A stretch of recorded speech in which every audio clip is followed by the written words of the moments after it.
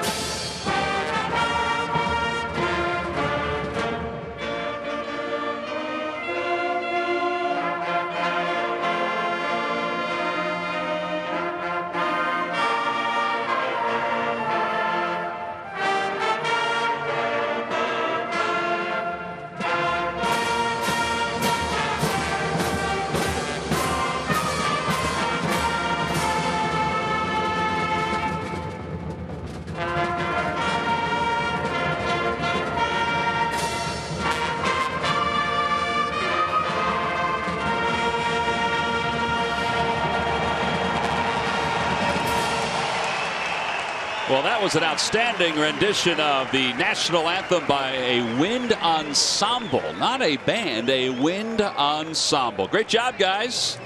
Phillies are ready to go as Aaron Nola is beginning his warm-up tosses for tonight's ball game. Let's take a look at the starting lineup for the Reds, brought to you by Xfinity. The new Xfinity X1 will change the way you experience TV. Cozart, Peraza, and Votto, followed by Brandon Phillips at second, Jay Bruce in right field. Eugenio Suarez, the third baseman, bats sixth. In the bottom third of Duvall, Barnhart, and Adelman. They will face Phillies right-hander Aaron Nola, 22 years old, from Baton Rouge. 2-2 this year with an ERA just over 3. Doesn't walk many guys. Ben, he doesn't allow many base runners overall. He's among the leaders in walks and hits per innings pitched.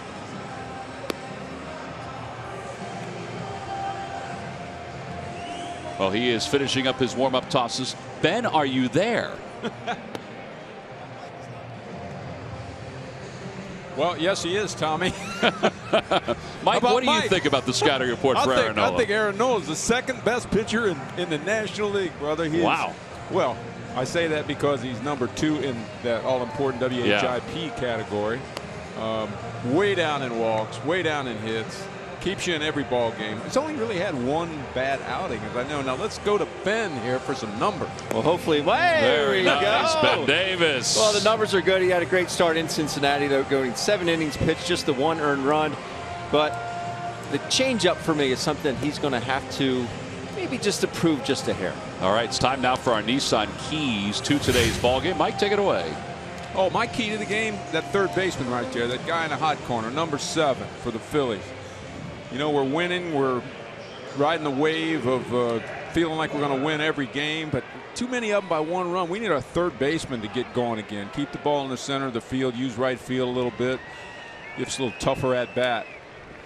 And my key was for Aaron Nola, like I just said, use that changeup. Yes, the fastball and breaking ball very good, but he needs to mix in the third pitch a little bit more often. All right, well, here we go. We're starting game 2 of this 3-game series. About a half hour late. Zach Cozart leads it off, and the first pitch is in there for a strike, and it's 0-1. So 7:43 is the first pitch. So 38-minute rain delay, according to Mike McConey, tonight's official score.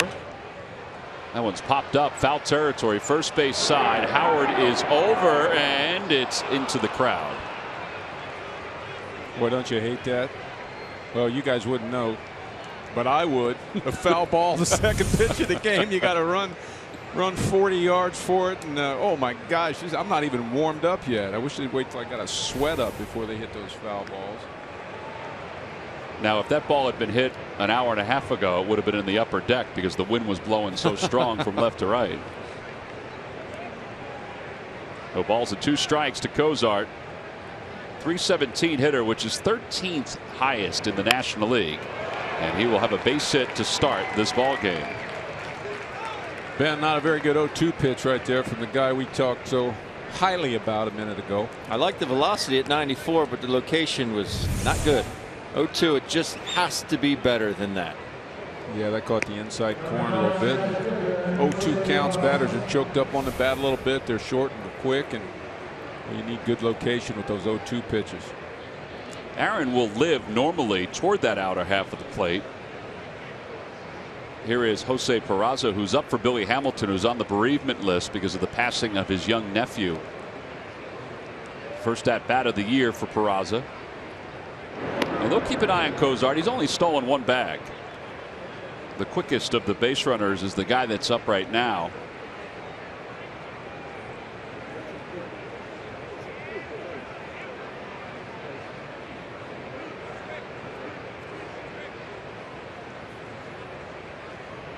And that one's a hot shot through the hole on the left side, a base hit. And that'll put runners on first and second with nobody out.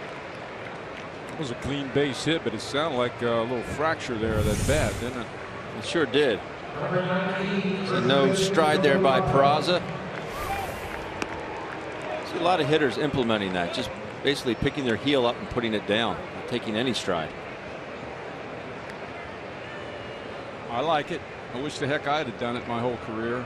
If I could start over, I'd widen out and definitely go to a no stride. I think you made out just fine. Well, it's, you know, we could talk for hours about the value of the stride. You know, the stride ball looked like a little high and end to me, but the stride seemed like it was born out of the old days when the bats were heavy and you know the hitters needed to get that big old bat started.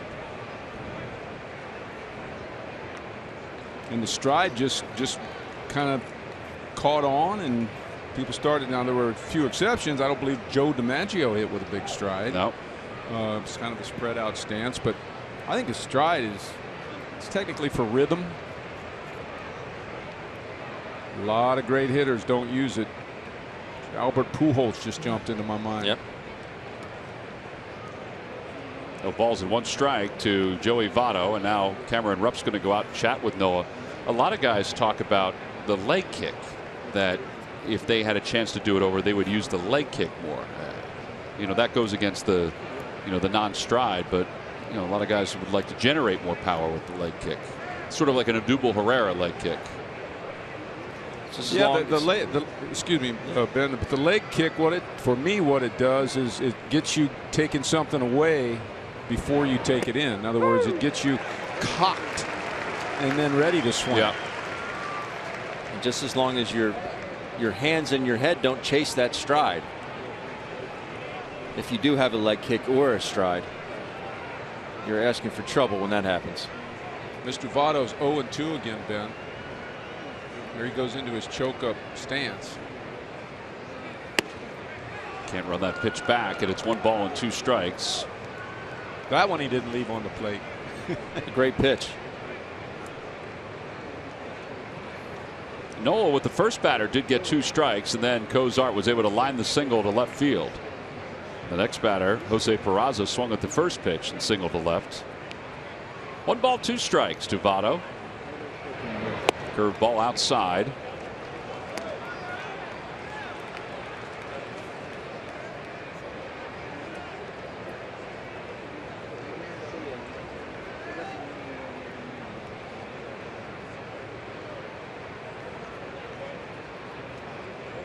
Well, for our fans out there that might be concerned that Joey Votto might someday have to get a job after he retires, Ben was showing me the remainder of his contract. Yeah, he's in pretty good shape. Earlier. He's in pretty good shape. His average is not what it normally is, hitting just .228.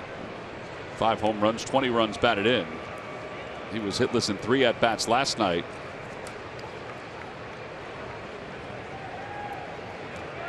Mr. Votto, one of the fortunate few players that still looking at another $200 million coming his way. Inside, ball 4. And that'll load up the bases. That was an awfully close pitch. It was close, and just the 9th walk of the season for Aaron Nola. The ball just doesn't come back quite enough. Tell you what, you might call that a good take, but I'll tell you what, he might have taken that if that was another inch closer to home plate, and if it would have been a strike. Vic Carapazza, the home plate umpire. John Hirschbeck at first. Ramon DeJesus is at second. And DJ Rayburn over at third. That's Cozart at third, Peraza at second, and now Votto at first. And Brandon Phillips the hitter. The Phillies will set up to turn 2. They'll trade a couple outs for a run. Brandon Phillips takes low. It's 1-0.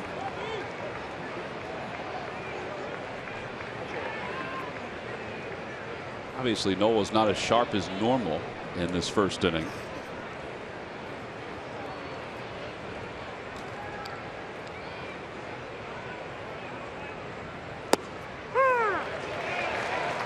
That's the spot he wanted against Cozart. That pitch down and away along the outside part of the plate. Make a living right there. That's a good 1-0 pitch with the bases loaded. Yeah.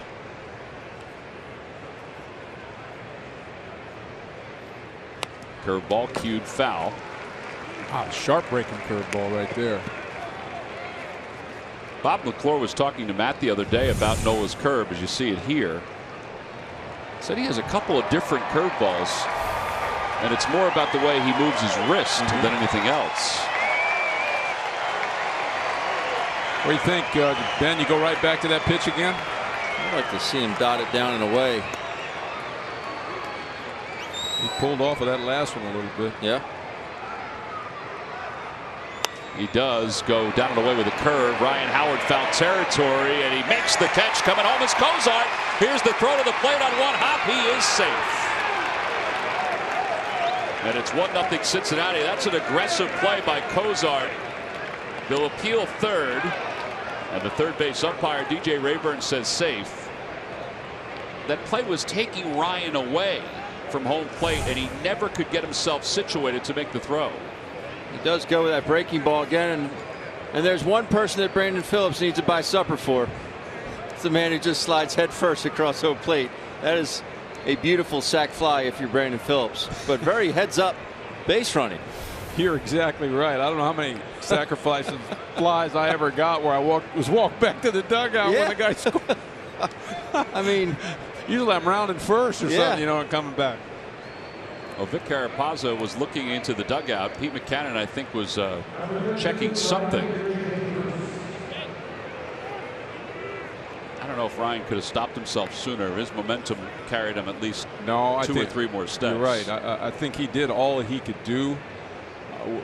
Whether or not that was the right play from third base, I don't know. Maybe, you know, the guy on third base with no outs, right, doesn't know Ryan's not going to get rid of it quick. You surely don't want to get thrown out at home with no outs and create the double play. But as it turned out, it was good base running. It's heads up by Peraza too to take third. However, Joey Votto still on first. So the double play is in order here in the first. Fastball inside, 1 ball, no strikes. Jay Bruce, the hitter. Bruce was 0 for 3 in last night's game.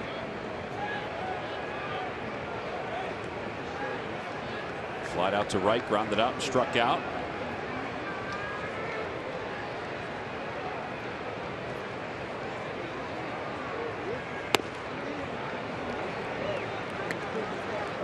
This big hitter right here in this inning.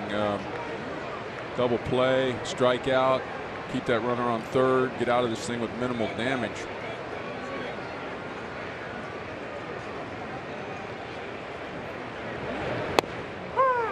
Trying to pepper that inside part of the plate. Finally gets it there. Man, that's control right there. You can throw a 2-0 fastball right on that inside corner like that.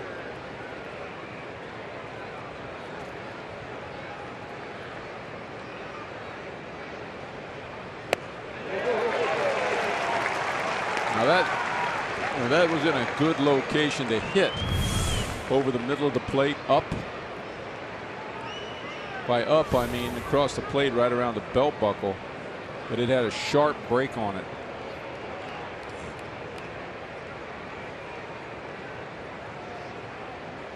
Swing and a miss. He got him, tied him up. First strikeout of the night for Aaron Nola. 2 outs here in the first. That's just straight abuse by Aaron Nola. Jay Bruce didn't have a chance in a very awkward swing. Oh, you're right. Location, though. On that. Now let's see if he can get Eugenio Suarez, who was down in the 6 hole here tonight. .238 hitter, 6 home runs, 18 runs batted in. He's got Peraza over third, Joey Votto at first. Curveball outside. You know, a lot of pitchers on that Bruce at bat would stay with that nasty breaking ball, trying to induce him into a ground ball, and Nola just literally paints the inside corner.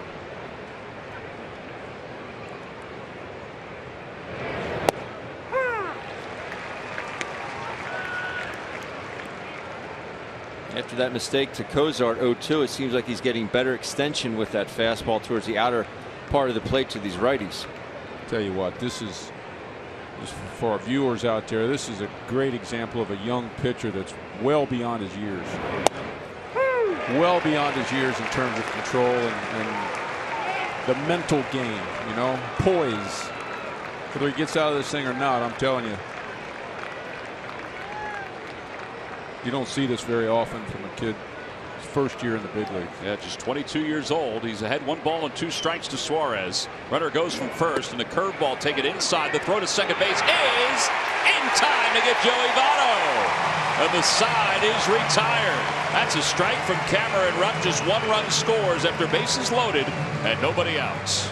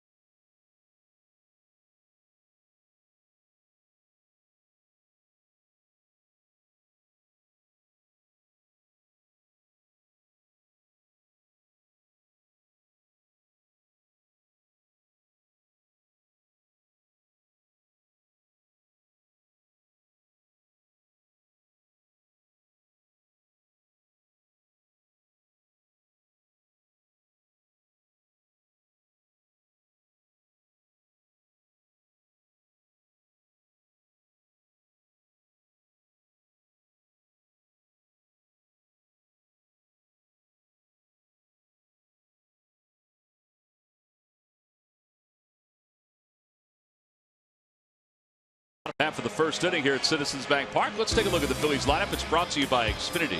The new Xfinity X1 will change the way you experience TV. Odubel Herrera leads it off in center, then Cesar Hernandez and Maikel Franco. Ryan Howard at first base batting cleanup. Freddie Galvis hits fifth. Cameron Rupp sixth. In the bottom third of Goodell, Nola, and Peter Borges. They will face right-hander Tim Adelman. 1-0 here in the big leagues, making his third start. 28-year-old from Raleigh, North Carolina. He's a heck of a story.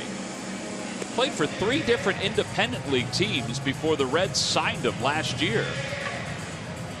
Pitched to Double-A a season ago, earned an invitation to spring training this year. And after being down in the minor leagues, he's made himself into a big league pitcher, Ben. A former Hoya down at Georgetown University.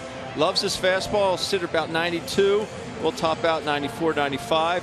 Changeup doesn't throw a whole lot. The curveball a little bit more, but his fastball is where he makes his bread and butter, throwing it 69% of the time. A healthcare management degree from Georgetown University. So he must be a smart fella. Here's Odubel Herrera to lead it off. He was 0 for 3 last night. Was was not pleased about being 0 for 3 last night, although he did start the game with a walk.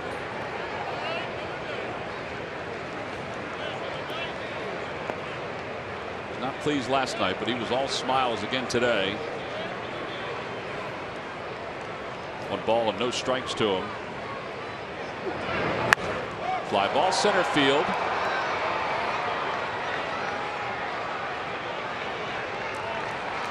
The Lucky McDonald's Phillies home run jackpot contestant is Frank Franchase of Cream Ridge, New Jersey. Phillies hit a home run in today's ballgame. Then Frank will win $200. Good luck, Frank.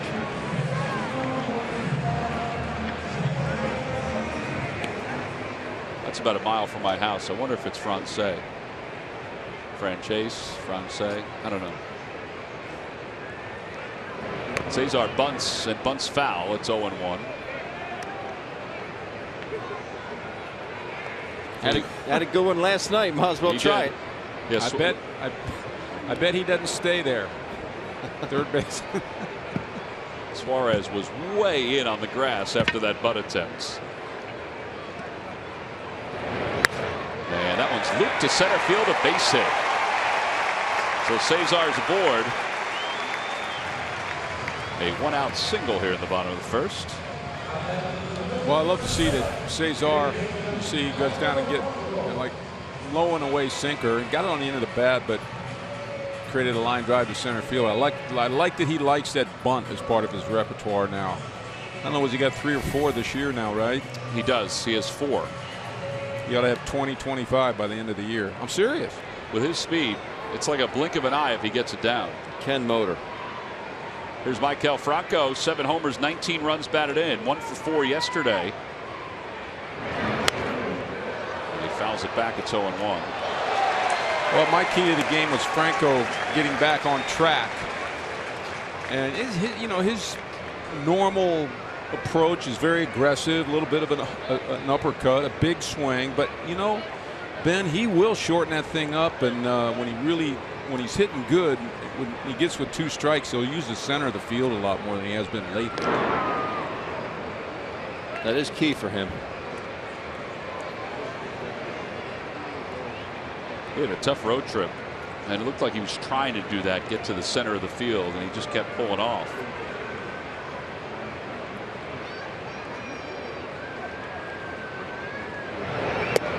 Ball taken high. It's 1-1. It looked like he had it figured out that first night, first day into Atlanta. They early hitting, 230 on the field. He was one of the guys out there. Goes 3 for 3 or 3 for 4. He had 2 line drives up the middle for singles, and then went up top to left field for a homer.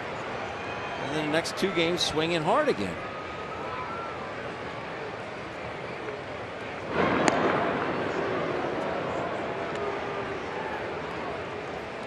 For him, managing his adrenaline is so important. If you're high strung, if you tend to be a high strung kid, and I mean that with all due respect. I mean, he like me, I'm talking from experience now. You get mad, you want to beat that guy on the mound, and the madder you get, it's like golf, Tom. Ben, you know that. It's like the madder you get, the worse you get. And this is not football. Where you can take it out on the guy across from you. You have to maintain some sort of relaxation throughout your game, defense, offense, managing your temperament, your adrenaline.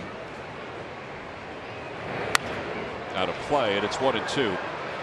How did you do it, though? Was it a battle all the time to do it? Breathing. One way is breathing by letting the air out of your body prior to the pitch being delivered. I wish I had better ways of doing it, but I had to battle it every time I went out on the big league field. Butterflies, they call them. Upstairs, 2-2. Adelman's got a little hesitation in the way he comes to the plates. I'm sure Mickey Morandini will be looking to exploit that. Brian Price is closest to the stairs with his hands in his pockets. The manager of the Reds did not skipper last night's game. That one's pulled over to third on 1 hop. And the Reds are able to turn and double play. 5-4-3 around the horn. There wasn't a whole lot on the first throw, and there certainly wasn't a lot on the second throw, but they were still able to turn 2.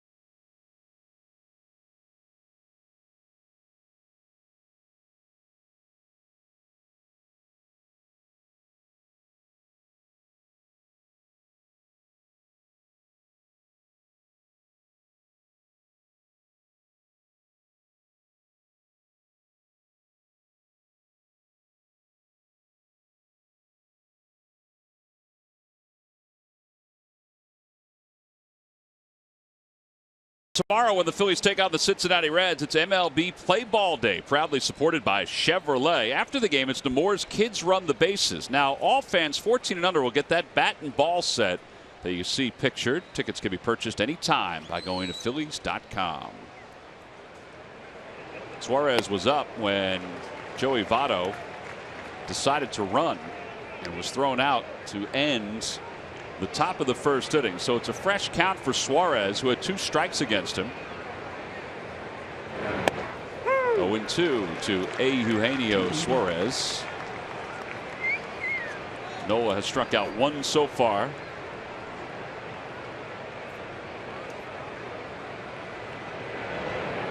The thing about Aaron Nola is that he's thrown 26 pitches, so 23 in the first inning.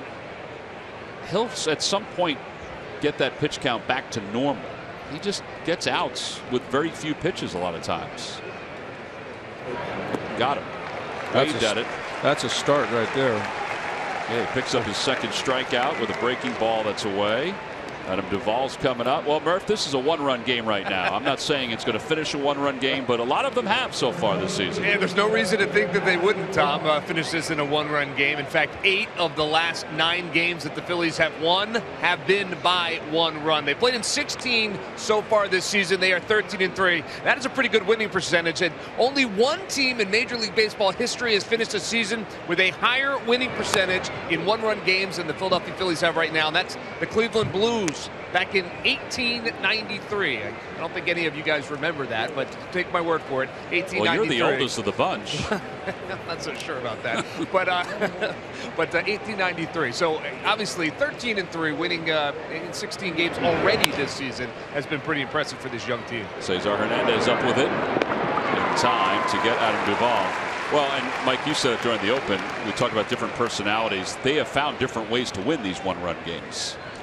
Yeah, they have. You can think back right now, their last 5 or 6 wins, and I bet you there's a different star in each game.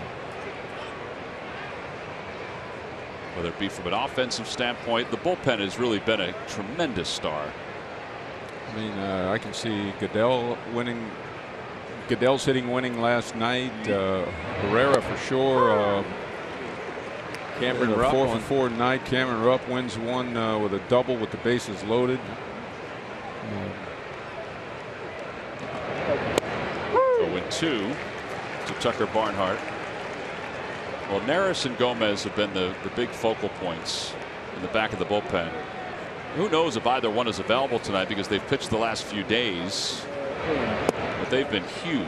Their consistency in these one-run games. And that's why we need some, like 3 or 4 games of hitting. Pete said that today.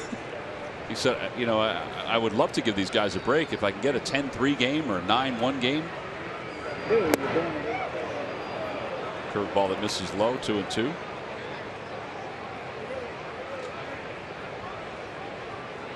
At some point, you're just going to flat out have to give Hector and Genmar a breather. Strike 3 called on the inside part of the plate. 3 strikeouts for Aaron Nola. We'll head to the bottom of the second. 1-0 Cincinnati.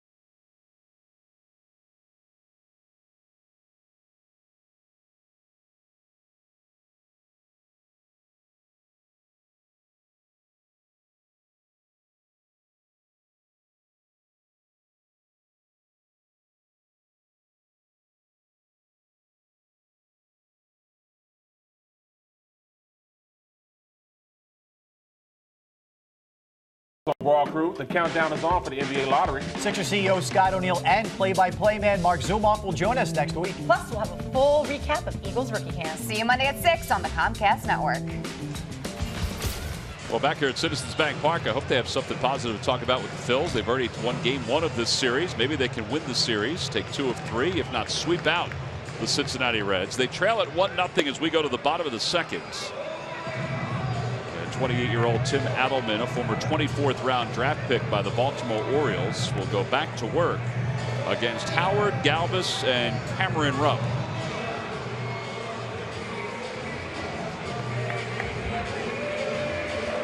Well, you guys have been around. I've been home watching on TV, but how's Ryan? Just a long road trip, but he's still standing up pretty good to the platoon situation. Yeah, he's been playing most of the time because there's been so many right-handers. In fact, he had 3 hits. At one point, he was 3 for his last 25, and all 3 of the hits were home runs. So he hasn't been able to pick up anything other than the home run. But all they're facing, it seems, are right-handed pitching. That one is a bullet on one hop to Brandon Phillips. That happened a lot on the road trip. And 1 away. Freddie Galvis coming up Monday when the Marlins come to town. It'll be a Hatfield Dollar Dog Night here at Citizens Bank Park. It's all part of a 3-game series that wraps up on Wednesday, a Citizens Bank Business Person Special Weather Education Day presented by NBC 10. Order your tickets at Phillies.com. Well, I got to tell you, I would want to pull my hair out if I were Ryan Howard, lining singles to right field and having to turn and come back to the dugout. It is amazing. Nobody's ever counted it, but how many times that's happened during his career. Galvis singles with 1 out, and Cameron Rupp is coming up.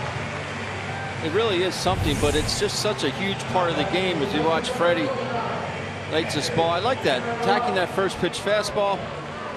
Just make sure it's in the spot that you want it. Really good looking swing. Freddie's done a nice job lately of staying down on the balls that are down in the strike zone. He's not coming up with his upper body, staying down and through it. Good looking head of hair as well. Yeah. He's on me today, T-Mac, for shaving my beard. Amazed that he noticed it. I said, hey, I'm back on TV. He goes, oh, he said some choice words, but it was very comical. Did you say anything about his beard? No. Cameron Rupp breaks his bat, slow roller to short. And for the Reds, they will have back-to-back double plays to finish up the first 2 innings. This one 6-4-3. Phillies waste another hit, and we'll head to the third.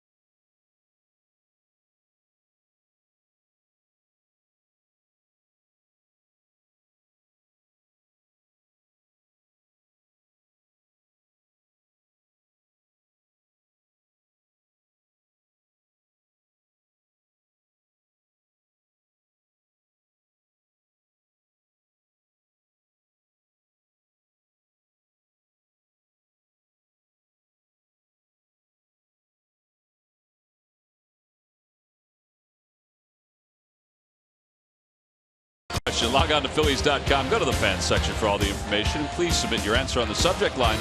Guys, here's the question. Who was the last Reds player before Billy Hamilton in 2014 to have 50 or more stolen bases in a season? The last Red to have 50 or more stolen bases in 1 year. Answer will be revealed in a little bit.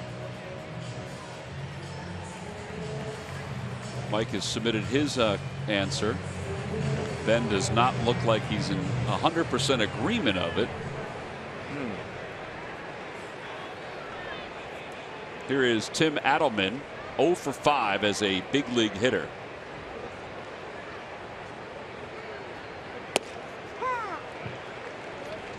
Mike, I'm going to tell you that your answer that you wrote down is a really good one, but it's incorrect. Thank you very much. Appreciate it. That's all I care about is having a really good answer. Very good answer. 4-3 put out. Every time the Phillies retire the opposition 1-2-3, Comcast will make a contribution to Phillies charities. Phillies baseball is brought to you by Xfinity. Xfinity X1 will change the way you experience TV. That Cozart will come up. That's the best I got, by the way, so take it, Ben. A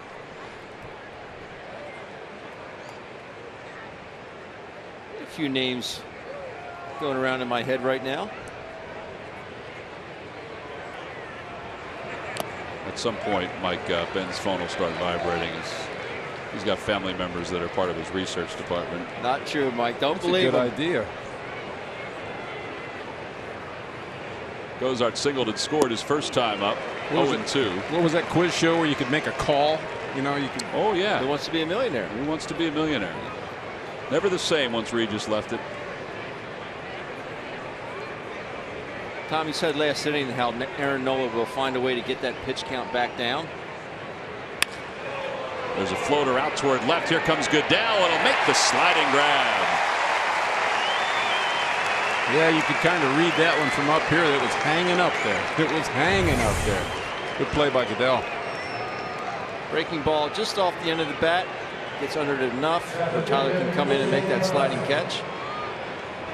Nice play there. Place your divots, please. But I think pitchers like Aaron do that because as a hitter, you know he's always going to be around the strike zone. And you get jumpy as a hitter. Not jumpy, but you kind of get over anxious knowing you're going to get a strike. I remember facing Greg Maddux and go, I know he's not going to walk me. I'm going to get a strike. Just because it's a strike doesn't mean you have to swing all the time. Next thing you know, it's 0-4. You're 0 for 4 with 4 threes, ground ball to second base. I think the other thing too is you don't want to get into a position where you're hitting off that curveball. No. At least his curveball. No, I wouldn't. This is outside. It's 3-0 to Peraza.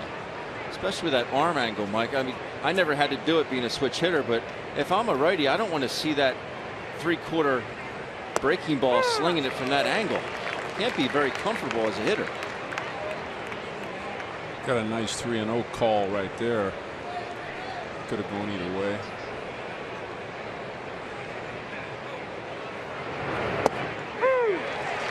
Well, look, I can ask you that question. There's 2 outs, so we'll pick it up later if you don't get to answer it. But I just love to watch Cameron Rupp catch. He's got soft hands. He receives the ball. I mean, you know the terminology better than I do, but I just would get your thoughts on that.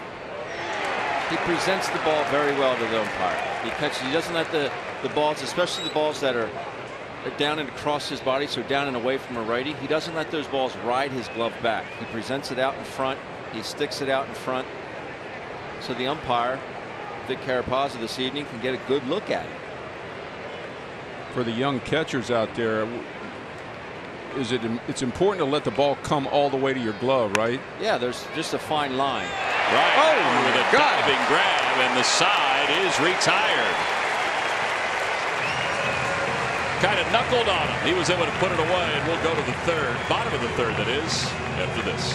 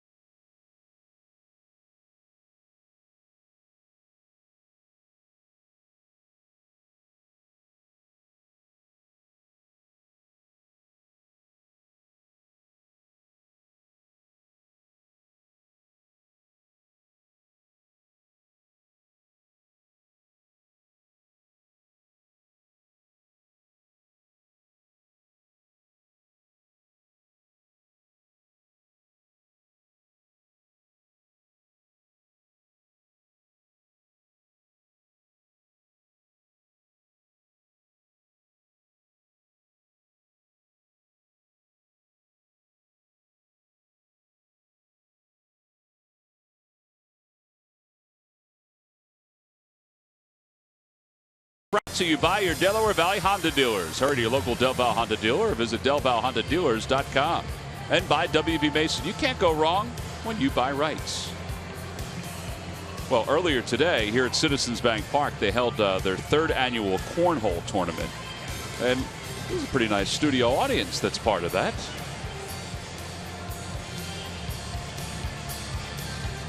See that around the ballpark during the tailgating portion of the day.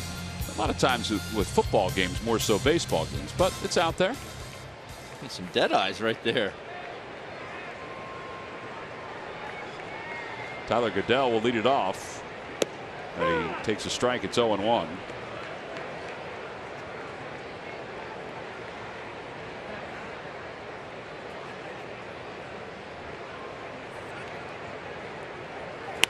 And Goodell lines it to center field. That is going to drop for a base hit. Second hit of the series for Tyler Goodell. Comcast Be a Fanatic About Reading Day will take place on Saturday, May 21st, when the Phillies take on the Atlanta Braves. A Fanatic children's book free to fans 14 and under will be given out. Order your tickets now by going to Phillies.com. I don't know if Peraza saw that ball all that well off the bat of Tyler Goodell, because it landed only about 3 feet in front of him, 4 feet in front of him.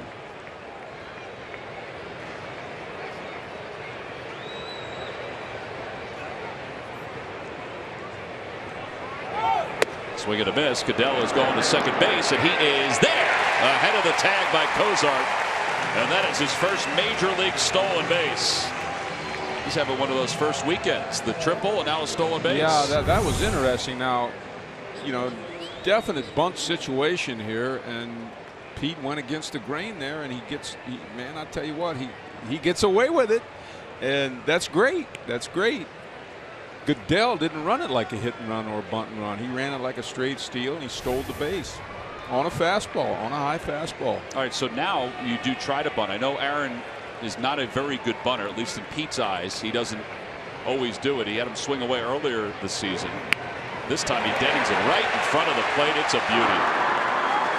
Wow. Textbook. Right off the end. And they say it's hard to bunt a high fastball. Well, that was a high fastball, and he just deadened it. Boom, right there, right in front of home plate. Great execution. Right off the end of the bat. Just try and catch it. Just textbook. Doink. You know, and there's a good small example of why the Phillies are winning. Right there. We'll take it one step further here now if Pete can get this run in, but the stolen base, the perfect bunt, man on third with one out. In the bottom part of your batting order.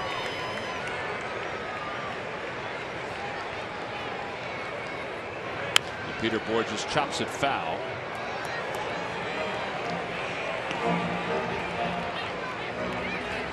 You have to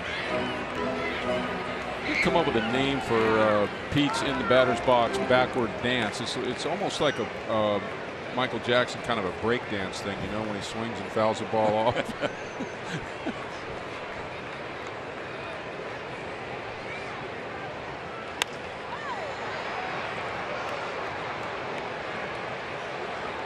He kind of backs out of the box with that little backward moonwalk. Yeah, that's why I couldn't think of the darn name. Moonwalk.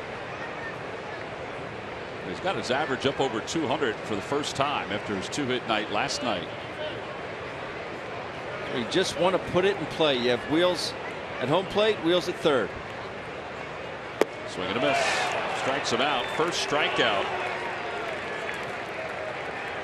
And Peter's definitely frustrated with himself that he wasn't able to do that. So now 2 away.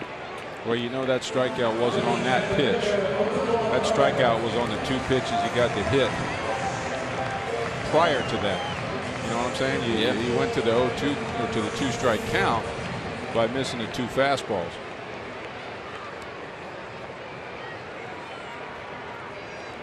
That'll bring Odubel Herrera to the plate. Herrera flied out to center his first time up. Phillies trail at 1-0. Runner at third with 2 men down.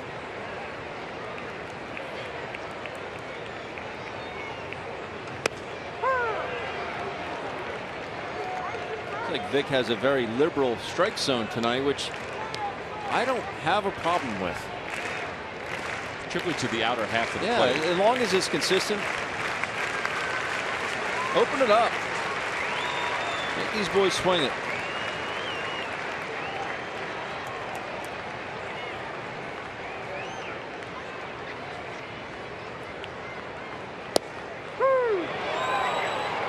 Yeah, that was a good pitch. Yeah.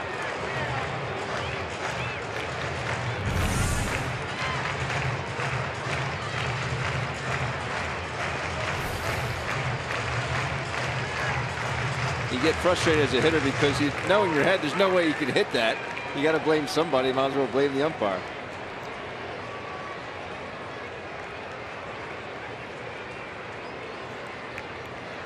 It's the old wasted high one, right? What do you think about that pitch?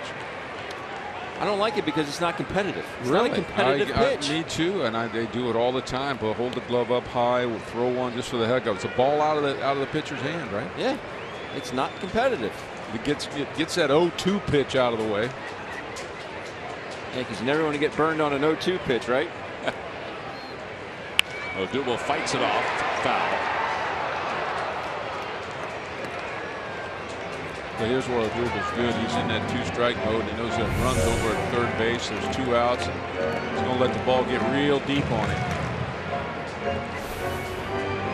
Pete Rose used to do that. He'd shoot him over the opposite dugout, shoot him over the third base dugout 6-7 times in an at bat like this. Well, Goodell, who started the inning with a single and then had a stolen base, is over at third.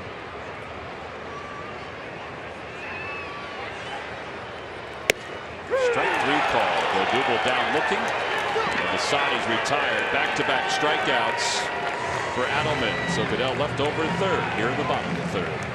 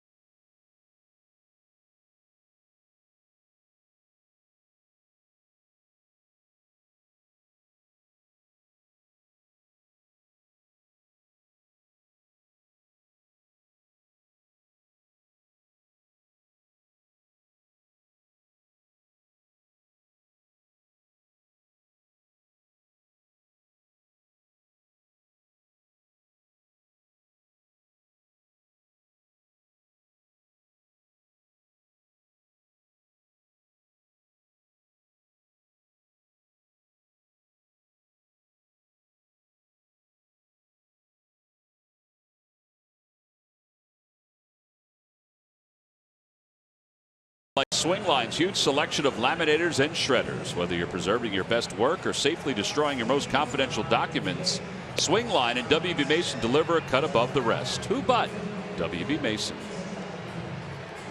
Along with Ben Davis, Mike Schmidt, Greg Murphy, I'm Tom McCarthy. 1-0 Cincinnati as we go to the top of the fourth inning. Phillies have had base runners in their first 3 innings offensively. First 2 innings, though, double plays have erased those base runners. And then last inning, Tyler Goodell was left standing over at third.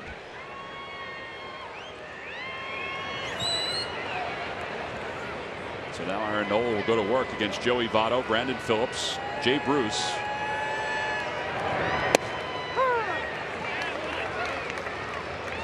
Two pitchers really commanding the inside part of the plate to lefties, Adelman and Aaron Nola.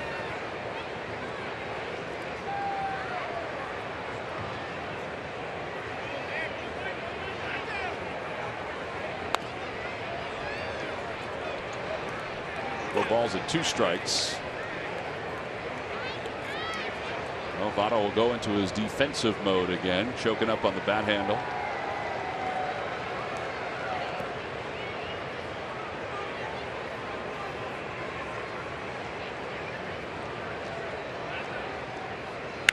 Over to shortstop. Galvis waits on it. And 1 out here in the 4th inning. Brandon Phillips will be the batter. Let's check in with Greg Murphy, who's with a very special guest. He is special indeed. He needs no introduction. I'm sitting next to my colleague, John Bork, and it's a special night here at Citizens Bank Park that you are a part of as we raise awareness for Williams syndrome, which is something that is very close to you, very personal with you. Tell us a little bit about Williams syndrome and why you're so involved. Yeah, Williams syndrome affects 1 in roughly 10,000 kids worldwide, and with that comes obviously a number of issues, not health issues, sometimes heart problems that come with it, but the flip side of that is that you have a lot of kids, and they're so endearing, they're so friendly, they're social, they want to be friends with anybody. A lot of kids also have a knack for music, so there's a lot of genetic. Everybody knows about Down syndrome. We had never heard about Williams syndrome until our daughter was diagnosed in 2008. It is shocking at first, but you adapt. You learn what you have to do. You get your kid into therapies, and you move on. And you try to, make sure that they have the best sort of life moving forward. And then you become a part of a group like this one here tonight, 700 plus strong here tonight, here at the Phillies game, to help raise awareness. And it's not the only thing that's happening this weekend to do that. Right, and I'll say this. When we started this back in November, the whole idea was you had to sell 500 in order to make it Williams syndrome awareness. I didn't think it was possible. And then to have 700, we have several sections that are sold out because of that. It's fantastic. And to bring awareness, we had Michael throw out the first pitch prior to the game. So, and he was terrific. I told him, just don't bounce it in. They'll boo you.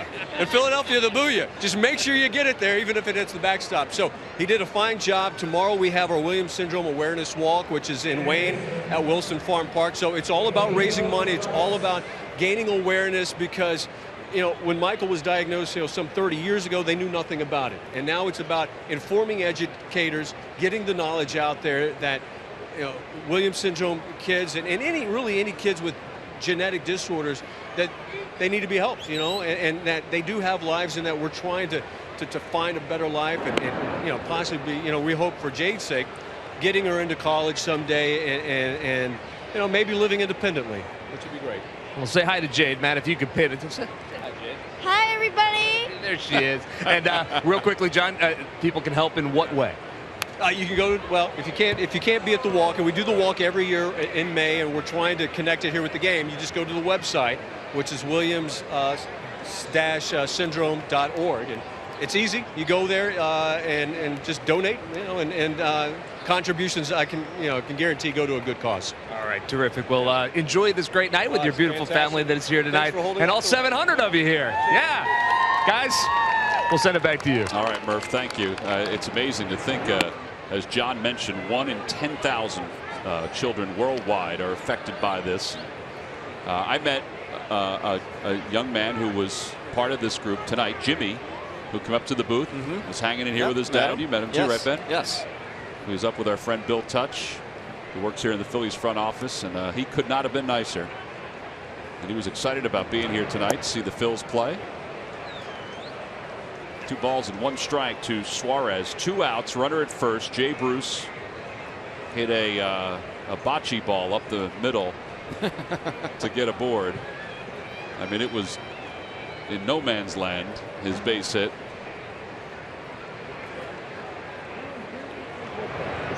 Swing and a miss, 2-2.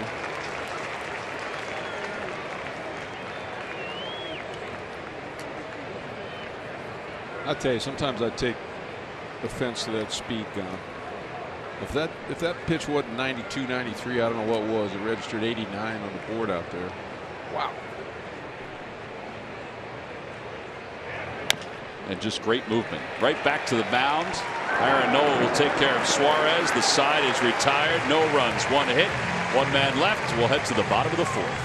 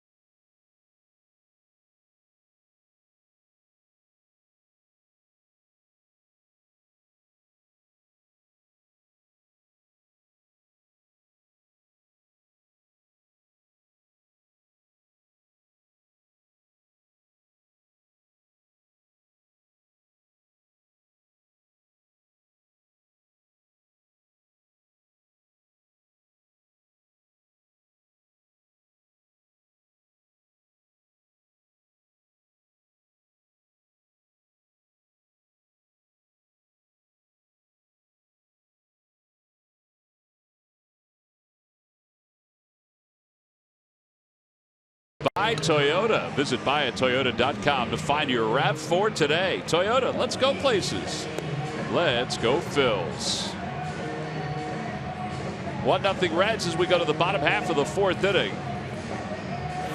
Time now for the Citizens Bank Minor League Report. And how about Lehigh Valley defeated Toledo? Zach Eflin, 7 innings, 1 earned run. Reading lost to Trenton. Dylan Cousins, though, had 2 hits, a double. They had 2 different fog delays in that game. one of 8 minutes and the other one of over an hour. Clearwater lost to Tampa 5-1, and the Blue Claws defeated West Virginia. Here's Cesar Hernandez to lead off the fourth.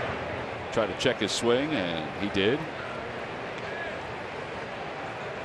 Tonight with Clearwater, Cody Ashe 2 for 4 with a 2-run home run. So his rehab assignment has begun with the Threshers.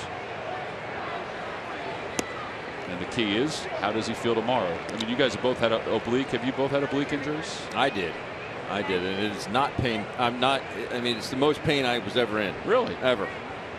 They didn't have those when I played.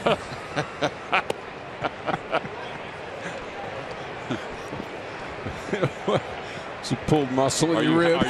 Are you glad that you didn't have that? Oh, okay. Did you ever have a pulled muscle in your rib? Yes, I did. I remember when I did it. Shea Stadium opening day. Randy Jones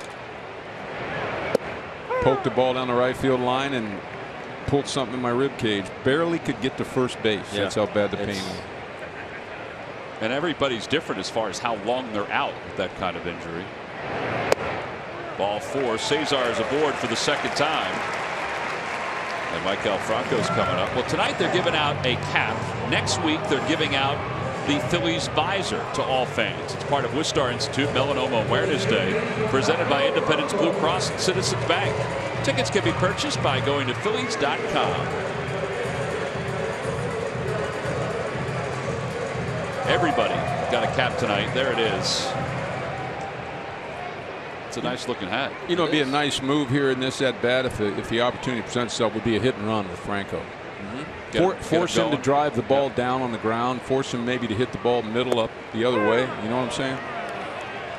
To me, that would be a great help to him right now. That kind of a situation. Yes.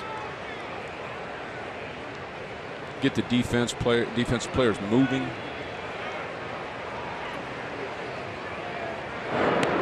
I like that at bat by Cesar Hernandez, and the fact that he had a 3-1 count. He got a single his first at bat, so he's feeling pretty good about himself. Gets himself into a 3-1 count. Borderline pitch. It went his way, and he didn't swing. He very well could have swung at that. Maybe hit a ground ball and been out, but no, he took it. Now he's on first base.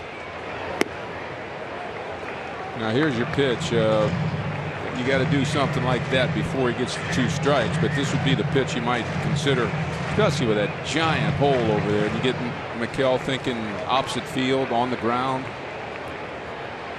Might hit it in the upper deck.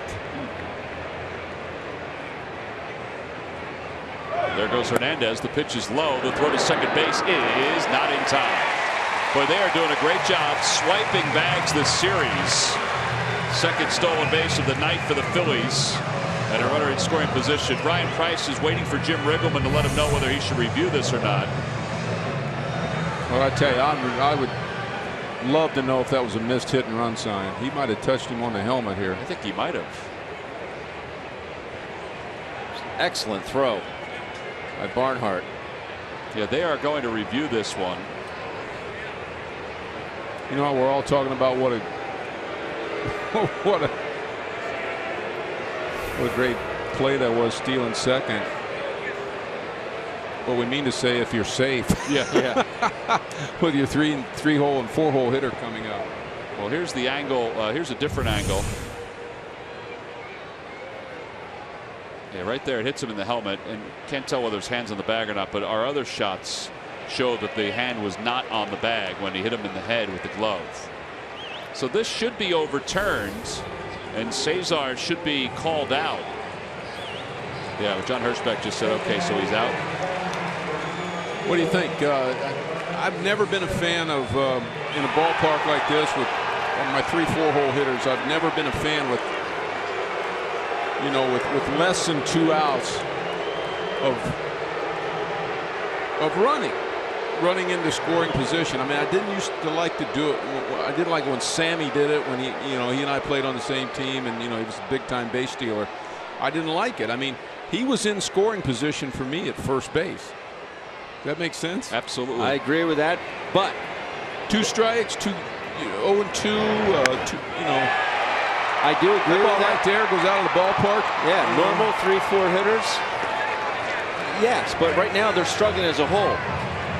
You hit 548 home runs. that's a different story. You know, and it's the way they're scoring runs right now. I think it's good to get some guys in motion because the 3-4 hitters aren't like let me a guy ask you that hit this. 548 home runs. Understood, but if he's safe now, do you think the at-bat becomes a different kind of an at-bat for Franco with no one on first base? In other words, with first base open, is he less likely to get that good, solid, hittable fastball in the middle of the plate with first base open? I don't think they're necessarily going to pitch him any differently. That's pulled over the bag. That's a fair ball down the left field line. Franco is going to get to second because Duvall slipped and fell down. Otherwise, I think he would have stopped at first. Would agree with that. Breaking ball hanging over the middle of the plate, and even a pulling off Maikel Franco to hook it over third base. Maybe that'll get him going. What a difference that videotape replay made there. Yeah.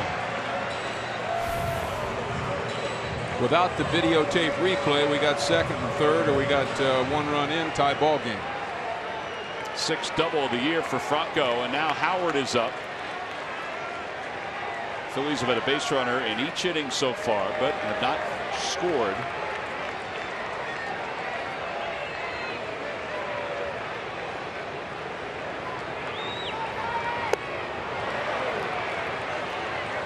Start him off with something slow, and it's 0-1. Ryan was way out in front of that pitch. He's gone to a lot more off speed the last 2 innings here in the 3rd and the 4th.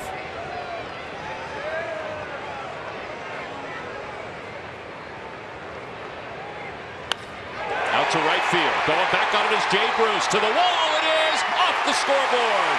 Franco's around third. He'll head home. Howard going to second. Hustling all the way, and he's there sliding. An RBI double. And we're tied up at 1. Well, that's right where Ryan Howard likes it, isn't it? About shin high, over the middle of the plate, off speed.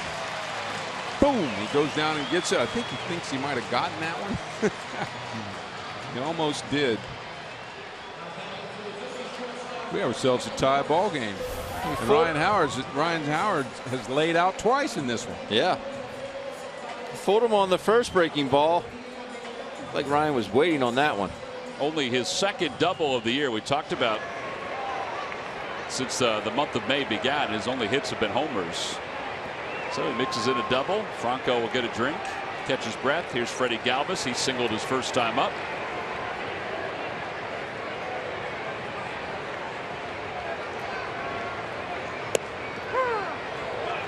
Leading the league in go-ahead RBIs. Part of the reason why Pete has him in the number 5 spot, in an RBI spot.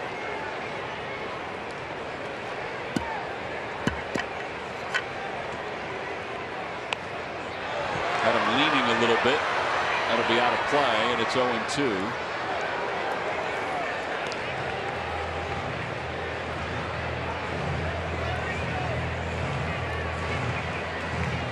There he is, tied with Bryce Harper, of all people.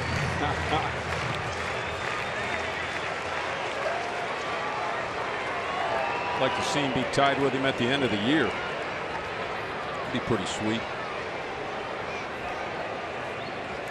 They want to go upstairs with this.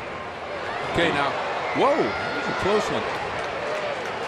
I like that foul ball. I don't like swinging at that pitch, but if you're going to swing at it, a little chop stroke to get, to guard against the strikeout, get yourself another pitch. That's right. Go at it with your hands.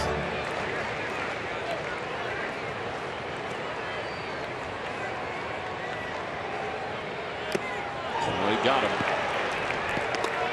3rd strikeout for Adelman. And Cameron Rupp is coming up. Went back upstairs again. There's that high fastball we love. A little bit of an uppercut. Yep. Can't get a piece of it with an uppercut. I tell you what, it's hard not to have an uppercut on a ball that high too. You really have to tomahawk that pitch to get a piece of it.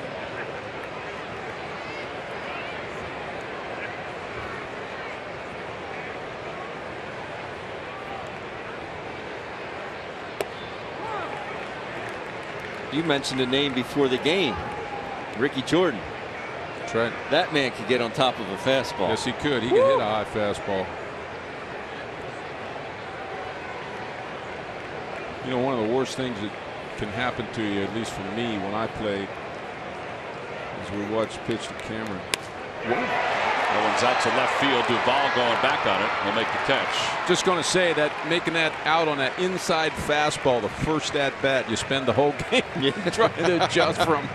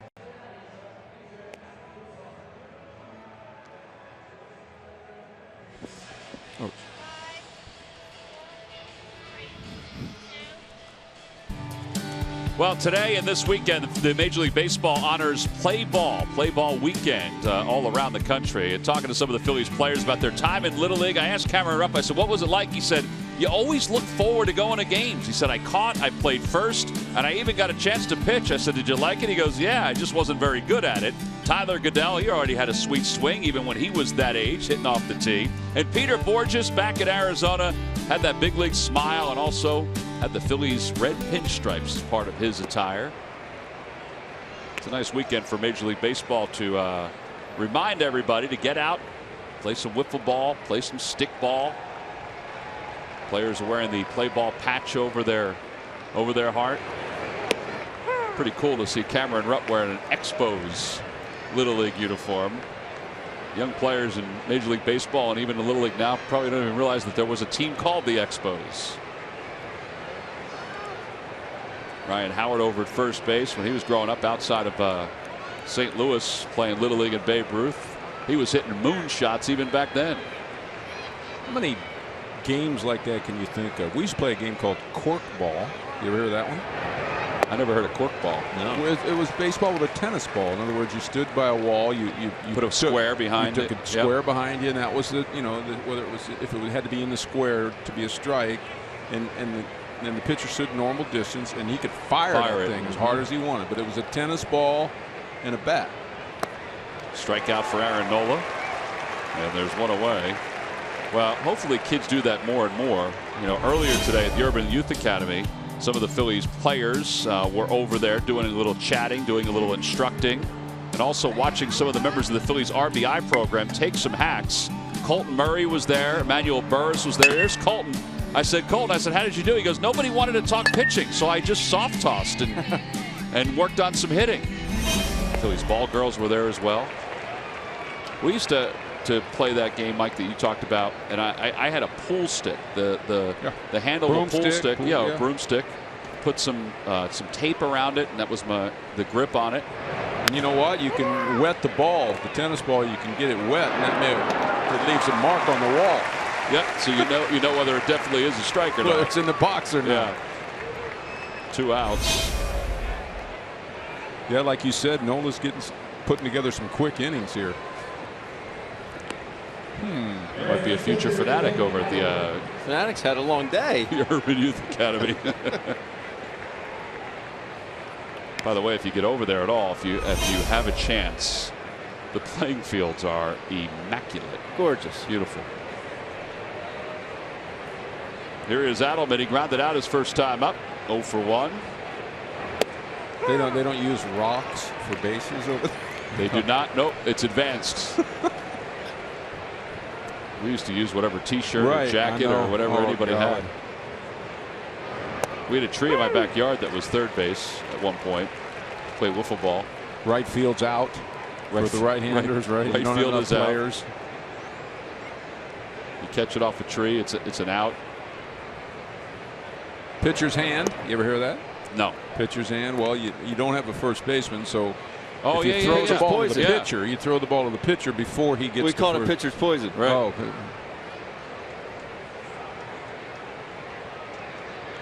Different parts of the country call the same thing something different. Here's the 1-2 pitch to Adelman. Remember cutting the top of a brown wiffle ball bat out, stuffing it with wet newspaper, and then taping it back up with my dad's duct tape. Or electric tape. Yeah. I used a whole roll of duct tape around that thing. Made it heavy? It made it heavier. heavy. Get a Oh, little yeah. more distance on that tennis ball. Curveball and a strike 3 called. He was overmatched there. 1-2-3, 5th inning. We'll head to the bottom of the 5th on a gorgeous night.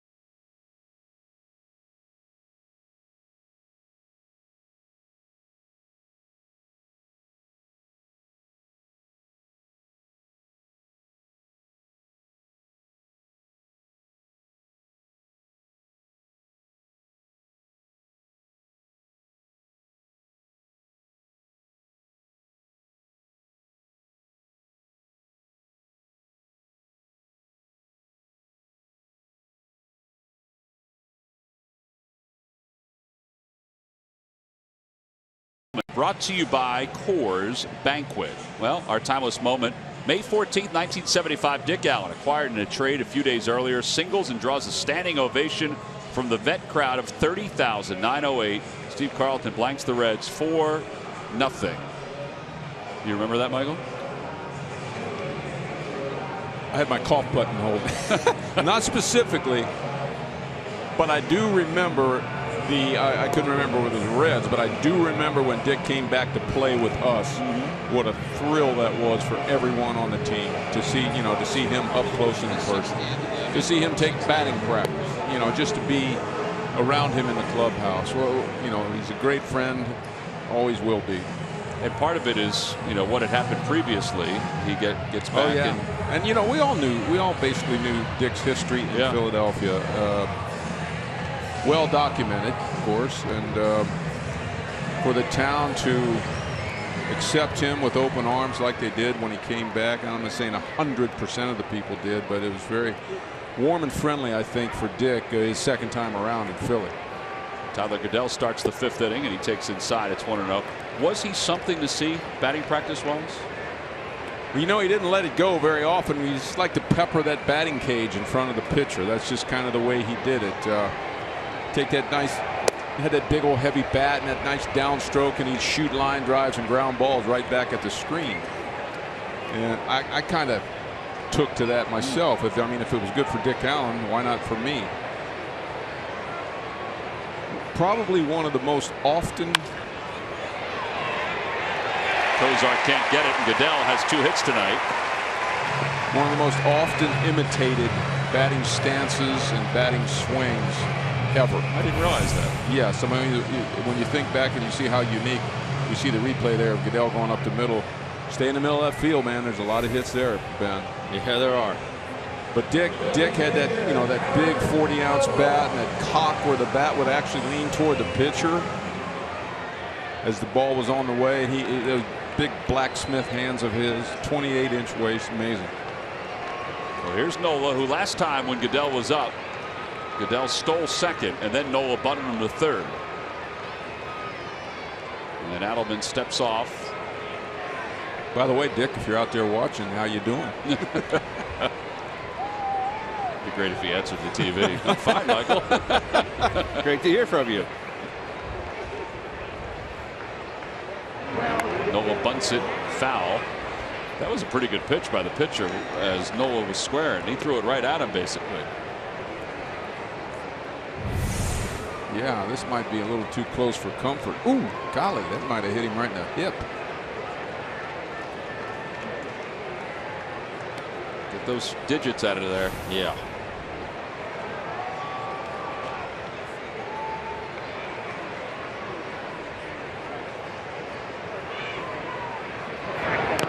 Bunts it foul, and it's 0-2. This is where Aaron had trouble on the road trip. And Pete had him swing away the one time, and he grounded back to the pitcher. Let me throw another idea at you guys here right now. Last time I was here, we talked about the DH in the National League. There's a good reason right there for the DH in the National League. You got one of the greatest young pitchers in the game right now up here trying to bunt. I understand that, it's the National League way where the pitchers are part of the strategy and they need to know how to do these kind of little things like bunt. But I mean, you were 1 inch right there from Aaron Nola being out, not pitching for 2 months with a broken finger. And Charlie Morton earlier this year got hurt in Milwaukee. Eichhoff broke his finger during spring training. Yep. So you're for it then? Obviously, like the DH. Oh yeah. I was so against it for years, and then I was asked the question in spring training. I said I completely flipped. I said, yeah, I'm for it now, especially with the lack of offense in today's ball games because the pitching has gotten so good.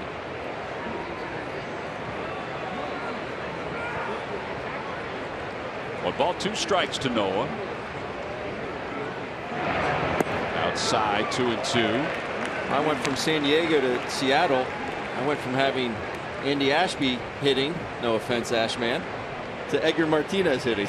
So it's a huge difference, a huge, drastic difference.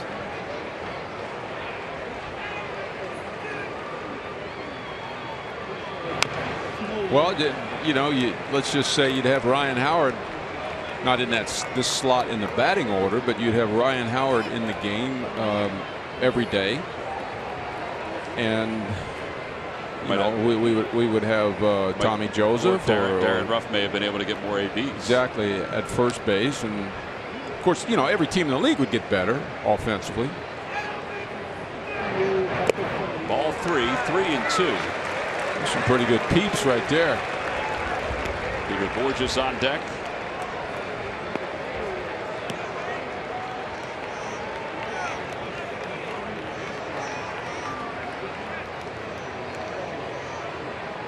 Sending the runner. He goes, and the pitch is fouled, so Noah stays alive, and it remains 3-2. Somebody know the signs. No, absolutely not. And I'm thinking there's no way he'll do that. I just thought I'd say that because what's the worst thing that can happen? Strike him out, throw him out. Peter Borges maybe he did it on wrong. That'd be great. But if for some reason they went down 1-2-3 after that, you got Odubel Herrera leading off the next inning. Goes again, pitches outside, ball 4, and Nola draws the walk. And some wild things can happen if he draws a walk. Yeah. He was ahead in this count, and then Nola was able to battle back. Yep, there's no balls, 2 strikes. Thursday, June 9th, it's the Phillies Festival. Autographs for the 2016 players and coaches. Plus the Phillie Phanatic photo booth. During a 32-year relationship, the Phillies And the ALS Association Greater Philadelphia chapter have raised nearly $16 million. Tickets are available right now by going to Phillies.com or by calling 215-463-1000. You know, you got to credit Aaron Nola for drawing that walk. I mean, I know the pitcher had him 0-2, and that's not going to happen very often, but he did foul off a couple pitches. He took the 2-2 fastball just out of the strike zone. Draws a walk. Now he has to run the bases. See what Borges does here. He's going to offer and then take it back. It's 1-0. A lot of low scoring games, and Pete is playing to get 2 runners in scoring position. Got to bump this ball toward third.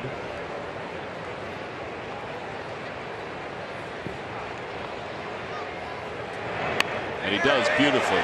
Beautiful bunt to third. And Borges gets the sacrifice.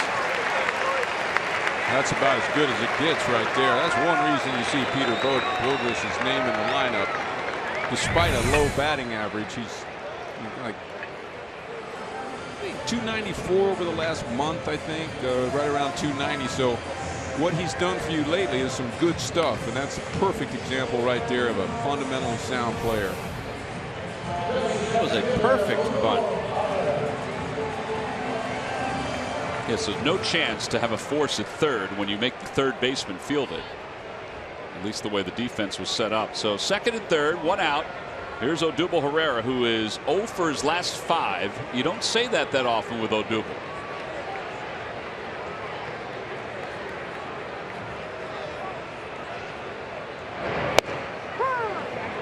He hasn't figured out Vic Carapazza yet.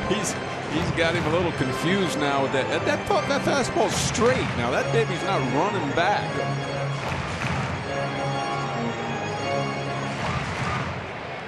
He's pouring it in there. Like you said, both pitchers are working that inside corner. Yeah.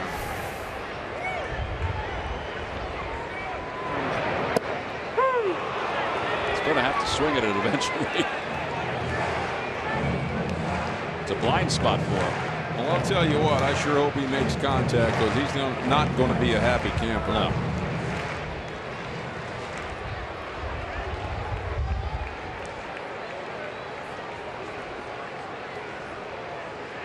No balls, 2 strikes to Odubel. Runners on second and third. Back toward the middle, under the glove of Adelman into center field. 1 run is in. They'll hold Nola, and the Phillies take the lead. It's a 2-1 ball game. Ben, I have no idea what he wanted to do with that pitch, whether he was going to try the same thing again, come inside, or he wanted it up and in. The pitcher just missed his target, but that's about as bad as it gets right there. He tried to, and he's mad he didn't get that comebacker to begin with. This ball goes right by Adelman's glove, right there. Odubel very excited, but I would have to think that he missed his spot by 1.5 feet. Oh. I'm thinking bounce a breaking ball or throw one, up under his chin. Just, you know what I'm saying? Yeah.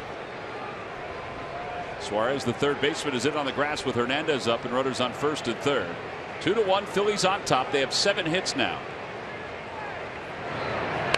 I sound like a Reds announcer. I don't mean to say that. I'm glad that he missed his spot by a 1.5 feet. Ohio. But it was a very, very unusual pitch in that situation. Odubel hasn't been able to swing at it all night. You think he was going to sell out there, but then he might be able to back foot that breaking ball if you do sell out for that fastball inside. You can't throw him anything the same speed as those first 2 pitches somewhere away from his body, because he's going to chop at it and swing at it and put it in play.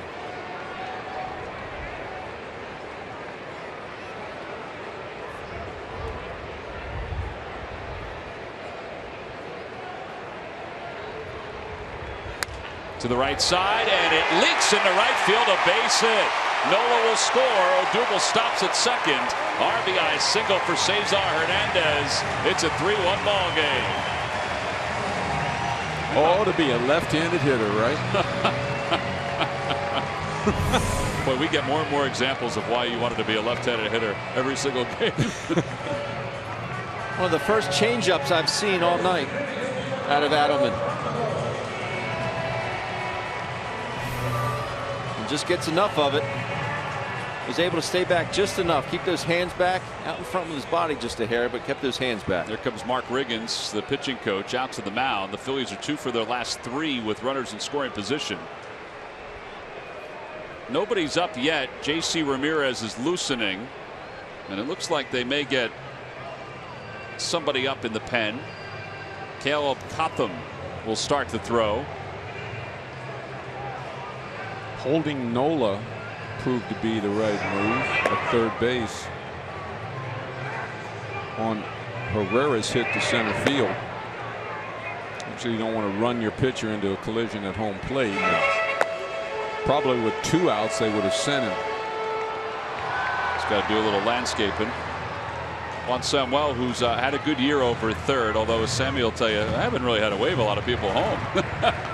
Hey, I'll say this about Sammy. Well, you know, in the opening, we talked about that safety squeeze last night after Goodell's triple. Whoops. Popped up. Left side. Infield fly rule has been called. Batter is automatically out. And what I was saying was we need to credit Sammy and Pete for that exchange on that sign. I mean, all that melee after the triple, and the next hitter was up there, and boom, they had that squeeze play in order. Everybody got it, they communicated it, and ended up winning the ball game. Well, he'd love to wave Odubel home here with Ryan Howard coming up. Howard is 1 for 2. He doubled his last time. That tied the game.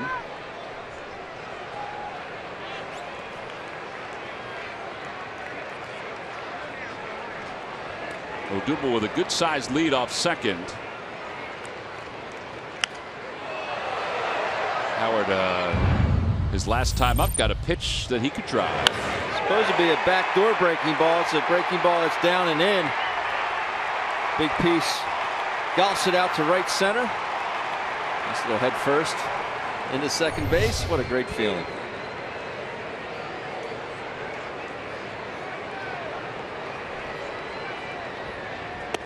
They throw or fake behind Odubel, who was halfway off the second base bag.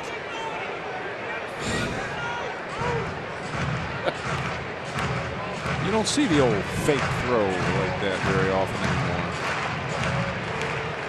Because no one was covering. I think he wanted to turn it loose. I think he wanted to fire.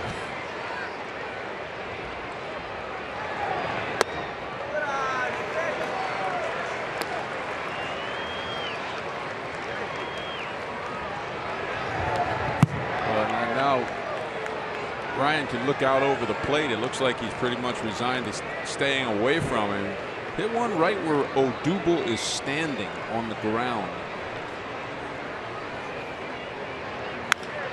The ball came back. Votto will take it to the bag, and the side is retired. The Phillies, though, score 2. They lead 2. They take the lead. It's 3-1.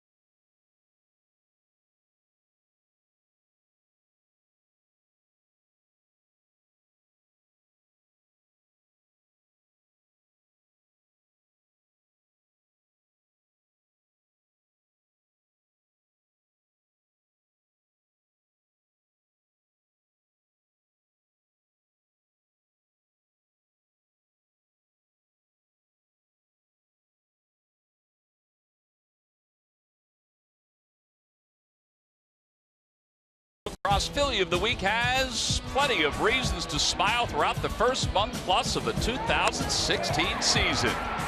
Odubel's success a season ago has continued into his second campaign. After reaching base in 21 straight games in April, the numbers keep coming in May. The energetic center fielder is among the NL's best in on-base percentage. Walks, singles, pitches seen, and hits. Herrera never lacks flair on the diamonds. In a flash, he's moving from base to base. And it's all brought to you by Independence Blue Cross. Live fearless. Well, he's got an RBI single tonight to help out Aaron Nola, but Nola's at bat in the bottom of the fifth inning could have been the best of anybody. Going down 0-2 and then working it back for a walk. Now he begins the sixth with the lead. And he faces Zach Cozart, the leadoff hitter. And it's no balls and one strike. Tom, you talk about getting that pitch count down. 23 pitches in the first, and then 11, 12, 11, and 11. Left side, Maikel Franco.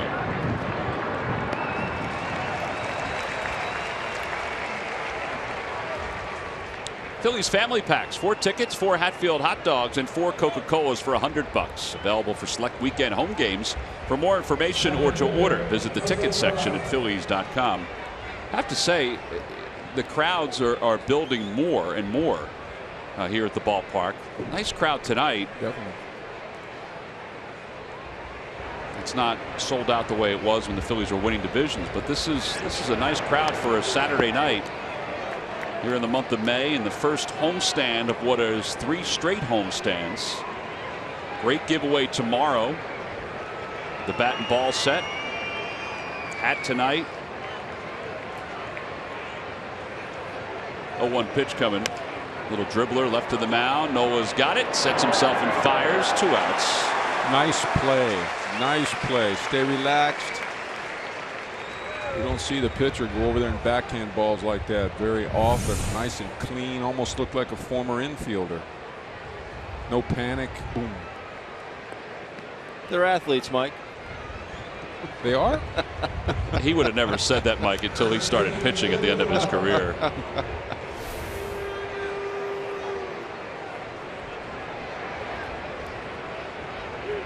Well, that's what Ben was talking about. He's at 4. I hope he doesn't reach 11 this inning.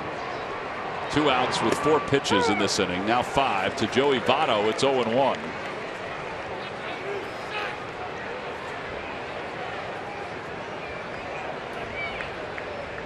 Votto has walked and he's grounded out tonight.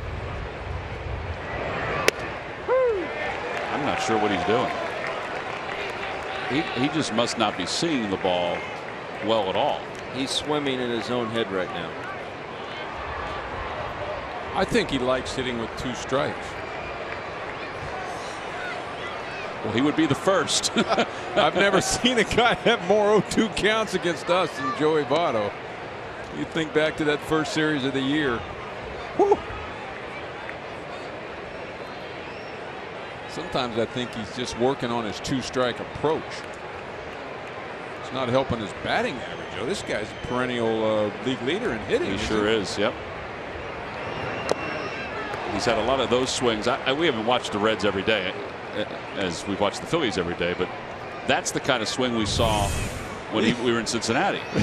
He give Hunter Pence a run for his money there with those practice swings. You see those, baby? Yeah. I'll tell you what, I've been trying to get guys to choke up for the last 10 years and can't do it. And the whole left side of the diamond moving on that one. Freddie and Maikel were moving. He chokes up anymore. He's going to have more under his hands than above his hands. They turned the bat around.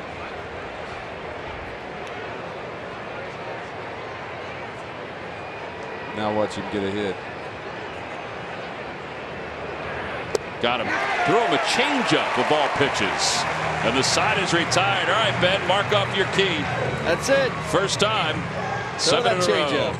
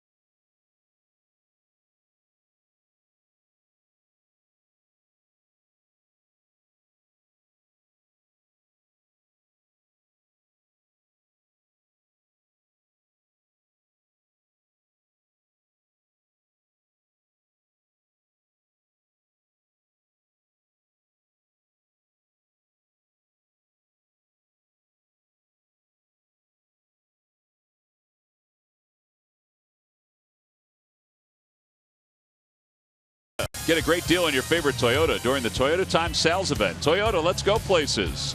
By McDonald's. Jumpstart your morning with a hot or iced McCafe coffee. Now starting at just $1.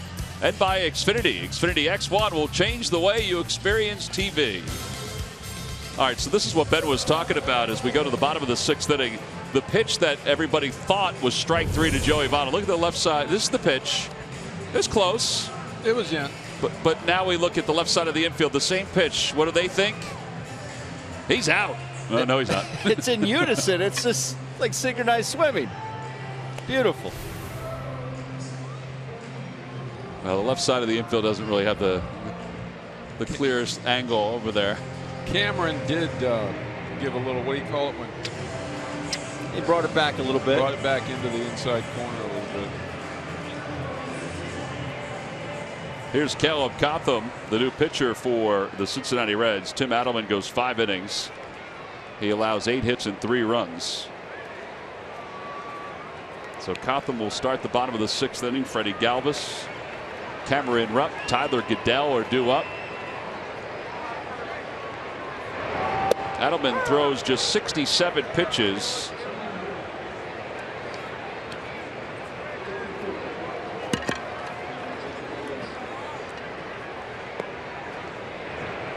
I guess Brian Price just didn't like the way that last inning went, even though it's just 67 pitches.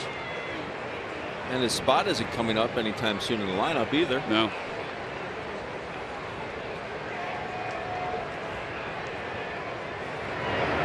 Outside, and it's 1-2 to Galvis. Mike, I was on the radio with Scott for the series down in Atlanta, and Adam Morgan came out after 90 pitches, 7 innings. And I said to Scott, I said, can you imagine going out and getting Nolan Ryan after 90 pitches? Galvis is retired on that strikeout and throwout. I don't think Nolan Ryan would leave. No. No, he would not. Well, that'll bring Cameron Rupp to the plate. MLB.TV Premium, the #1 live streaming sports service, delivers everything you've come to expect and more. Watch every out-of-market game live in HD on over 400 supported devices. It includes a free subscription to At-Bat Premium, the #1 app for live baseball. Blackout and other restrictions apply. Visit MLB.TV for details. Nolan Ryan was sort of a different animal. I mean, he was built for 100+ when he started a game, and every pitch was high energy. Yeah. Max effort. Every pitch.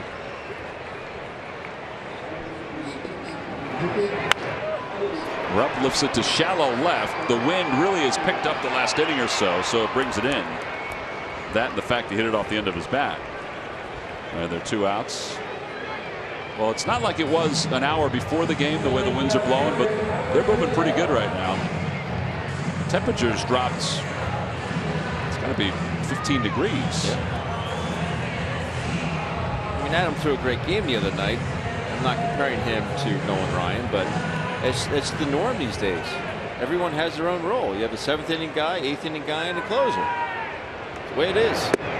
I think tonight, because Pete in his mind would like to give the back of the bullpen a little bit of a rest. If Aaron Nola can go deeper, he'll take that. 2-0 to Goodell. Well, you're exactly right. It is what it is, today's game. You got to understand. You do. I mean, I know you're just bringing the point up.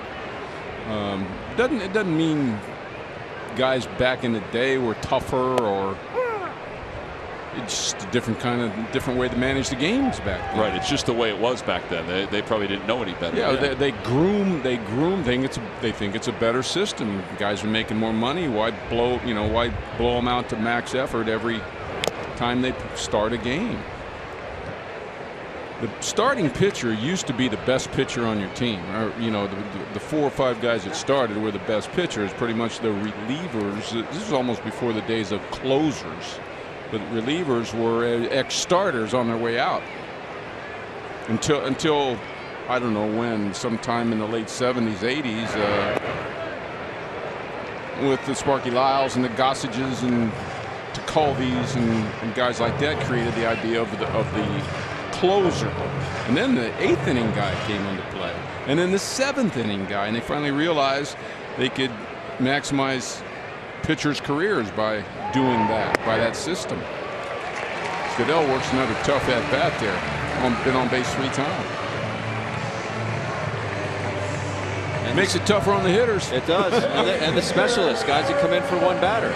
A la Mike Myers, the Yankees signed just to get David Ortiz out. Well, think about all the lefties that were in the National League East. Because of Howard and Utley. Correct. Get yourself another lefty if you're going to Philly, right? Guys, they'd bring a third left-hander up. Right, and Delgado when he was with the Mets. Mo Vaughn. 0-1 to Aaron Nola. Brian McCann when he was with the Braves. Yeah.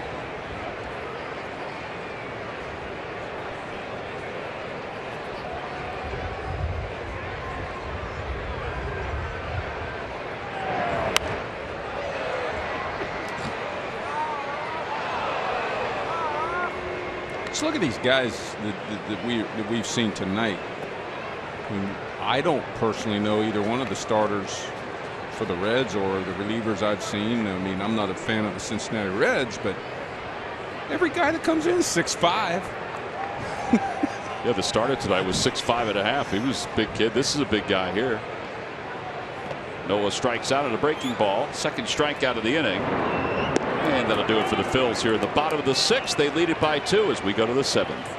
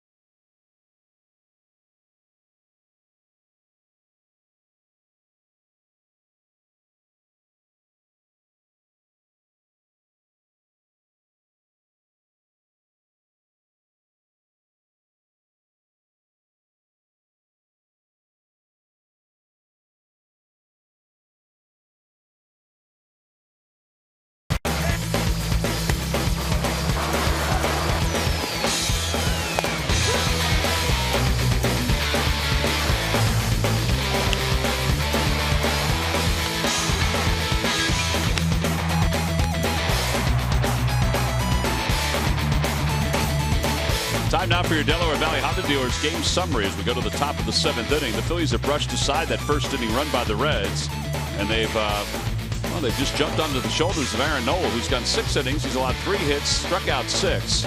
He's just now finishing up his warm-up tosses. He also helped out the Phillies' 2-run 5th inning. After falling behind 0-2, he worked out a walk that extended the life of the inning and led to the 2 runs scoring. So as we go to the top of the 7th, it's 3-1 Philadelphia. Well, guys, Aaron Nola, after that 22-pitch first inning, really has found the strike zone tonight. He has found it and done a very masterful job of mixing in all 3 pitches, which has been a key. But the sinker has had very good late life to it. The changeup, which he got Votto with last inning, and of course the breaking ball has been outstanding. You know, he has a little bit of an old pitcher that I used to have a lot of problems with. Hall of Famer Dennis Eckersley. Yes. He reminds me of Eckersley with his 3/4 delivery, kind of like leading with the elbow, getting nice and low. Although his ball sinks more, but his windup is very much like Eckersley's. He's got a much sharper, quicker breaking ball than Eckersley used to have. But Eckersley used to be able to throw that riding fastball. You couldn't hit it when it was up. We always talked about Cole Hamels repeating his delivery, so you didn't know the changeup was coming. I think you kind of get that same sense as that one is floated out towards shallow center, and Odubel can't get it. He kicks it forward. Brandon Phillips wasn't really running, so he'll stop at first. But the repeating of the delivery for Nola really helps him when throwing that curveball. All right, here you'll see the ball off the end of the bat. He either thinks it's going to be caught or he's just going to settle for a single. Luckily for the Phillies, he's not running hard to first base, or he could have gone to second easily. Maybe if Odubel turns that glove over instead of trying to catch it with his palm up, if he goes palm down like he's backhanding a ground ball, might have been able to get there. For our kids out there watching this is not the way to run to first base on a ball to the outfield.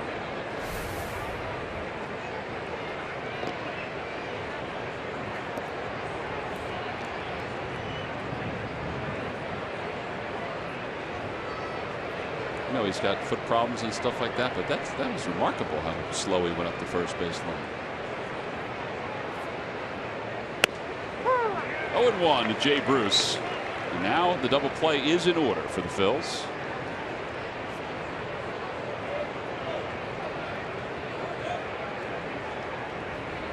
And Ryan Howard needs to tuck his jersey in.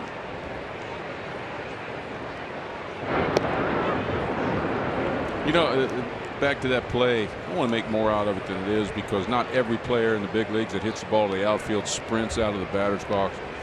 It's only bad when you get caught, right? And it's a 3-1 game now, not a, you know, and there's still 3 innings left, and it just may get washed away, and we'll never talk about it. But this is total lack of hustle. Thinks the ball's going to be caught. It caroms off of Herrera. Would have been a double. Yeah, it definitely would have been double if he went hard out of the box, taking the double play out of order. Check swing. That's a fair ball, and Rupp quickly gets to it. It goes under the glove of Freddie Galvis, and Phillips will go to third. Boy, that could have been a dead double play ball. The one-hop throw. I was just thinking, as soon as that happened, here's another reason he should have hustled out of the box. And then we make an unusual defensive error. Maybe we can get a replay and have that ball be foul. I'm serious. Well, they can't review. That's the unfortunate thing. I'll tell you what, golly, I got to say something about Freddie maybe not trying to keep this ball in front of him here a little bit. Yeah, the Olay.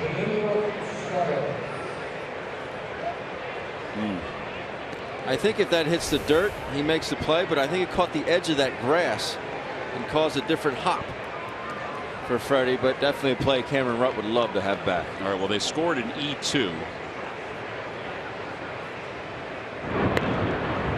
Big challenge for Mr. Nola here now. Fielder's choice E2. Nobody out. 3-1. Phil's on top. Runner on third matters not. He is not even getting any concern here. Exchange the out for a run.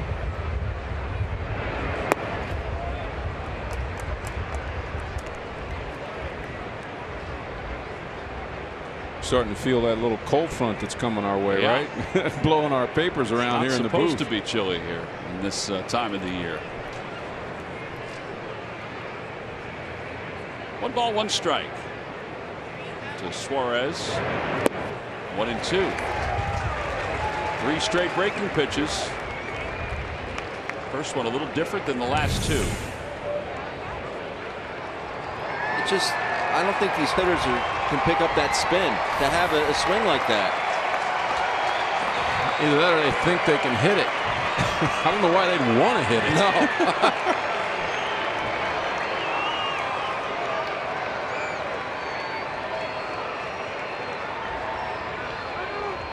Time is called. Aaron, I don't think really had a want to throw that pitch.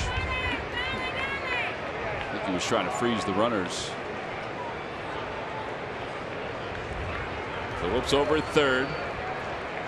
Bruce at first.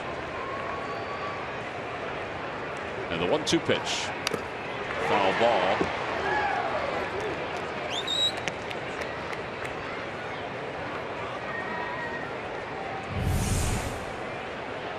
There's your leg kick. Side view of the leg kick, and you know what? The stride foot almost comes down in the exact same spot. Slightly more toward home plate. Got it.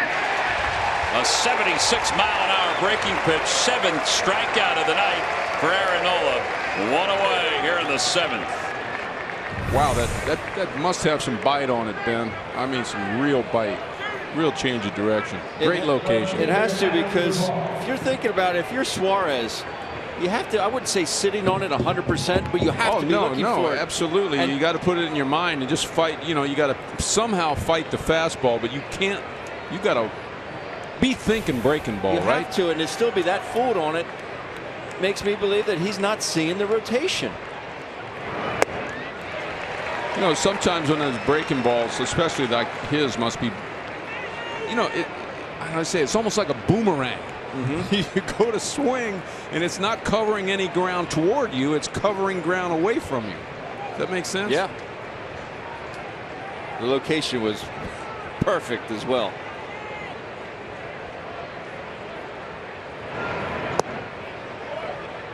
I'll tell you somebody that wants a double play ball right here real bad, and it's that guy behind the plate.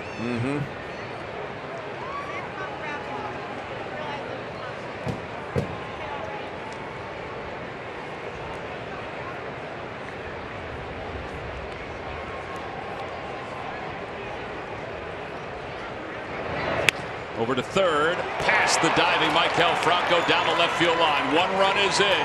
Goodell gets to it. Bruce is being held at third, and now they may throw behind him, and he's back ahead of the tag. It'll be second and third with 1 out, and it's a 3-2 ball game.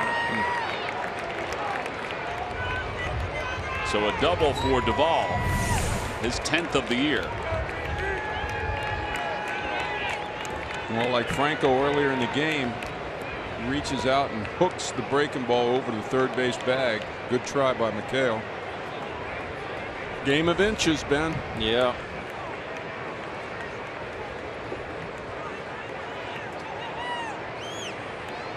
Hatcher was waving, and then a late stop. How you blow a runner out right there. Especially on a wet track. Tucker Barnhart is due up, and then a pinch hitter for the pitcher. There's bullpen action for the Reds. The Phillies will play the infield in. J.C. Ramirez is the closest. A foul ball, and it's 0-1. Double barrel.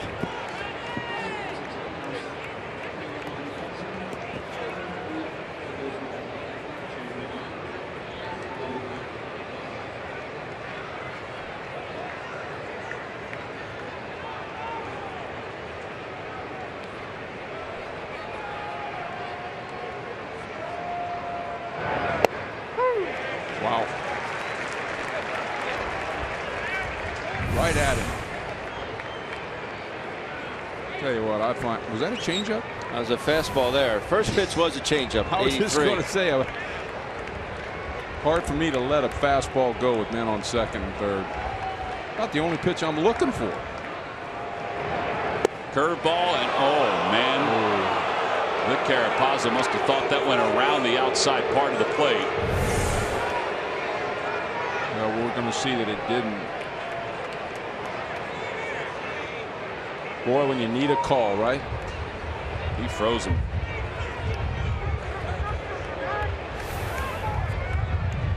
It was close.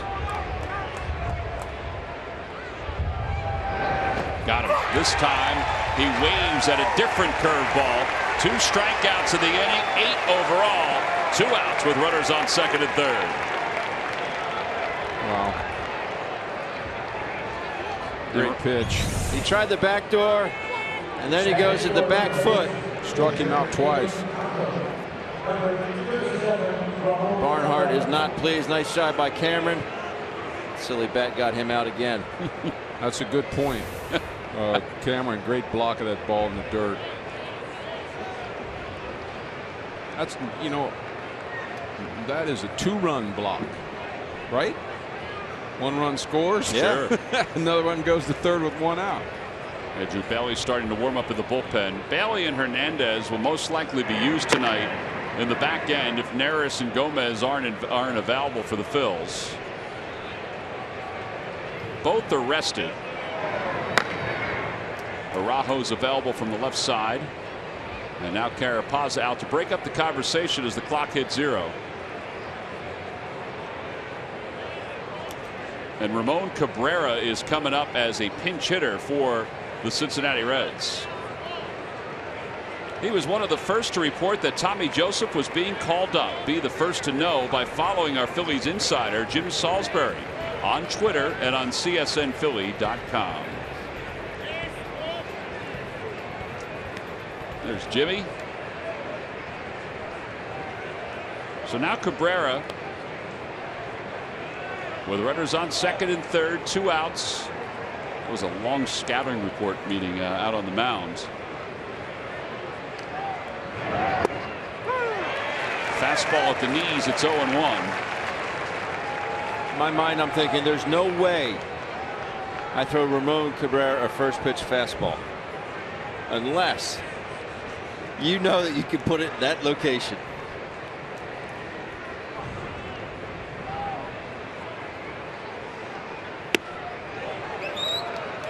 He is a candidate for that runner back over the inside corner, the way he strides. Yeah. You know, the one they give up on.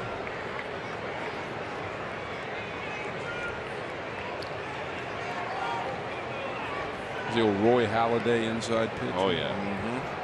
Greg Maddux, Kevin Millwood. Curveball outside, 2-1. That was farther outside than the one that was not called a strike to Barnhart.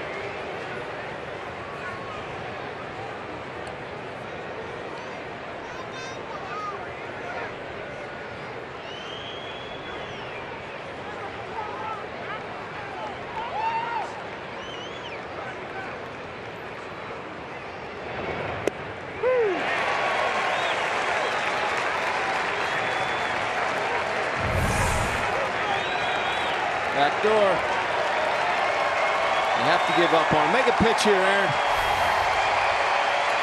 If he makes that same pitch he made to that last hitter, I guarantee he calls it a strike. 29,535 trying to get behind Aaron Nola with 2 runners in scoring position. 2-2 pitch coming in the top of the 7th. On the inside corner, strike 3 called. He was the right candidate for it. It runs back on the inside part of the plate. 9 strikeouts for Aaron Nola tonight. That ties his career high. It's a 3-2 game.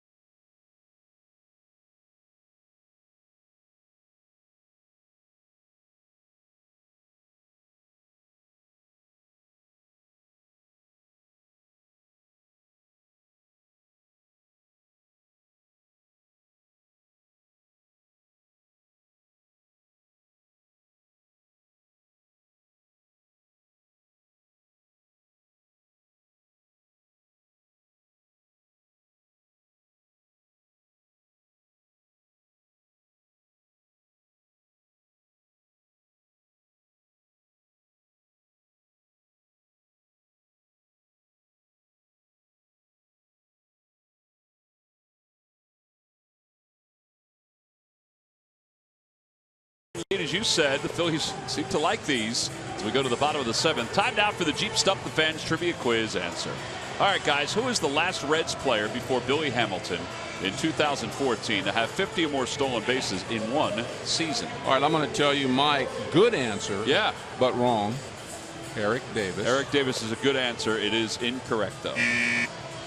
I'm going to yield to my partner here. I'm going to go with Prime Time. Prime Time is correct. Deion Nice, Sanders. nice. Back in I would've 1997. Never thought of that in a million years. 56 stolen bases for Neon.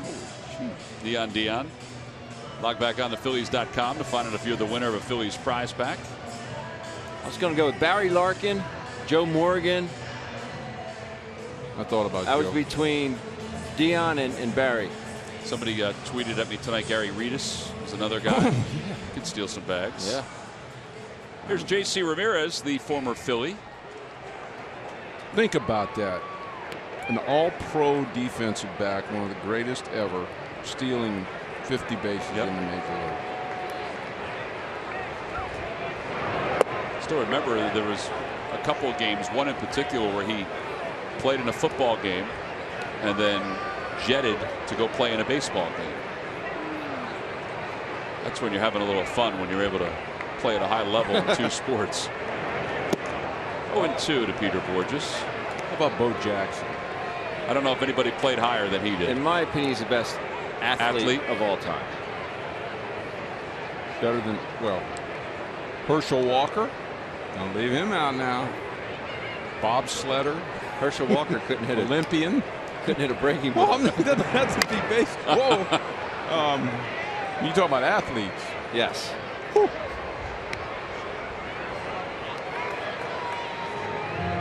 Power, speed, agility at times when he needed it.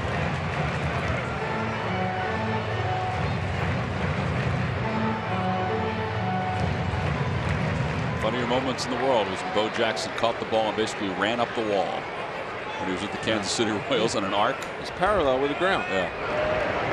Bourjos takes outside, 1-2.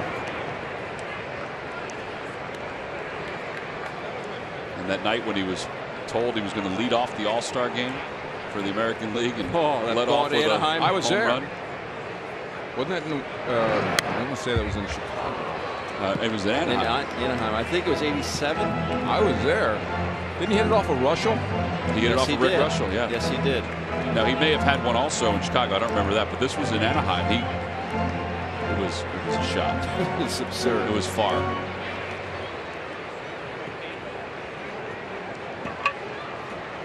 One ball, 2 strikes to Peter Bourjos. Remember the late, great Buck O'Neill. I had a conversation with him one day. And he was talking about players, and he said he was walking through the concourse in Kansas City one day, and he could have sworn that someone was shooting a shotgun on the field. And it was Bo Jackson out there taking batting practice. Well, there's the first out. And Odubel Herrera's coming up. After the game, Arlen Anderson will break down tonight's Phillies-Reds matchup. Plus, hear reactions from manager Pete Buchanan and the team. Only on Pure Auto Insurance presents Phillies Post-Game Live. All right, so Odubel got an RBI singles last time up.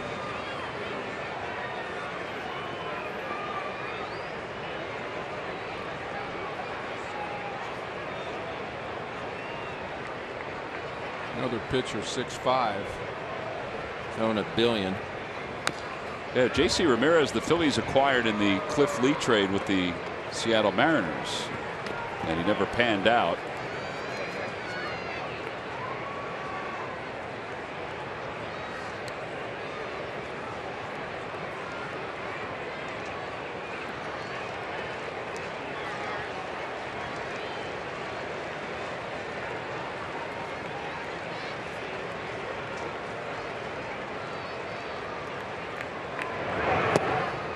Ball and 1 strike. 1989, Mike, was that in Anaheim? That was 89. That was the year you retired. Exactly. And That's then you why went. I was there. That's I why was you in were the there. dugout. Yep. You did go. Fans elected you to start that game.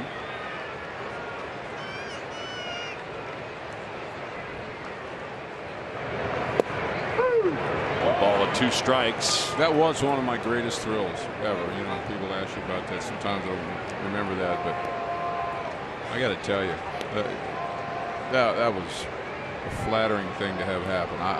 That was special. All right, refresh my memory. Did you have the uniform on? Were you in the dugout? Okay. But well, did I have the uniform on? I can't remember what. Because I don't remember. Maybe I did, because I wouldn't have gone out in my street clothes. No, that's what I'm saying. Were you introduced? I was introduced as a starter. I would have had my uniform on. But I think I was introduced, and it's enough on me on that whole thing, was after all the players were introduced. Okay. And it made a special introduction. It was quite a thrill. That's pretty cool. 2 balls and 2 strikes to Odubel. 1 out here in the bottom of the 7th. And a liner out toward right field. Bruce got turned around. Heat's heading over his head. It is off the top of the wall. Nope, they're going to say it's a home run. Ramon De Jesus, the second base umpire, is saying a home run. Now they may review this one as Odubel will head toward home plate. A fan looked like he may have reached over, but they'll have to look at the angle of it to see if the fan interfered or not. But for now, Odubel has his 4th home run of the year. Man, his fortune tonight turned around quick, didn't he? After that 0-2 count, last at bat, fastball over the middle, he grounds it up the middle for an RBI. This at bat, I think that one's going to come back. I think that might also. It's really close. it looks like his hands are just on the field side of the railing. Yeah, I agree with that. I agree with that. We showed you our foul pole angle. You see, that one looks like it may go over. They'll review it just because they can, and they should, and they'll have every angle that we have at our disposal. You ever wonder why that guy's got a Phillies hat on? You ever wonder why they just don't let the home run go over? The excitement of that baseball, that free baseball. All right, watch it, guys. Right there. I think it's going over the fence. What is that? What do you think? What do you think, guys? I say no. You say no? What do you think, Mike? Can you see that clearly? I mean, we're blowing it up. The angle. Ben, draw that angle. Show where the ball is. Oh. So I say not enough evidence to overturn it. That's what I say. We could be here a while. Well, New York will take a look at all the angles, including the ones that we've shown you.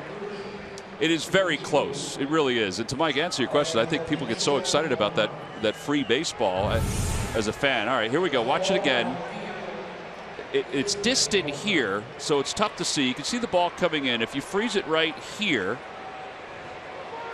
you can see the hands slightly.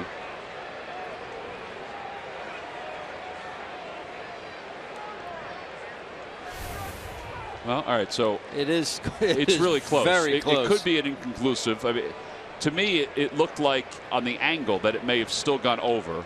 But it's really close. And I hope it is inconclusive. Yeah. Then it would be a homer. Right. Let me ask you a question. Here, all right, watch it again. So we've blown it up. Now watch as the ball comes in. We'll try to freeze it right at the point of contact. Oh, that's a great shot right there. Now look at the angle. Freeze it there. I think it's over. I mean, I could be way wrong, but I think it's over. But that's a great shot right there. That's a huge camera to have. Have any games? They've just signaled home run. Have any games ended on a replay like this? Let's say there was 2 outs in the 9th inning now, and we're all sitting around, to find out whether or not the game is over. Right? Have any games in the league ended like that? I can't tell you. I can't tell you off the top of my head whether they have. Now that would be suspenseful. There's the reaction, and the dugout loved it. Herrera loved it.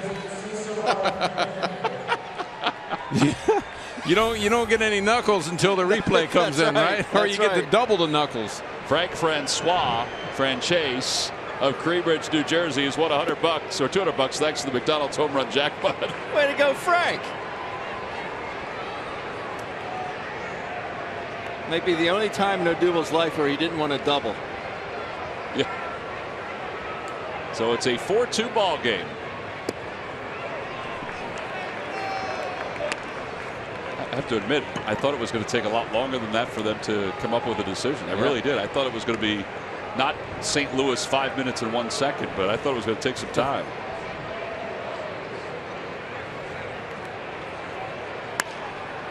Fouled away. I remember one time I hit a ball at Wrigley Field, dead center field, You know that basket that they have out above the ivy?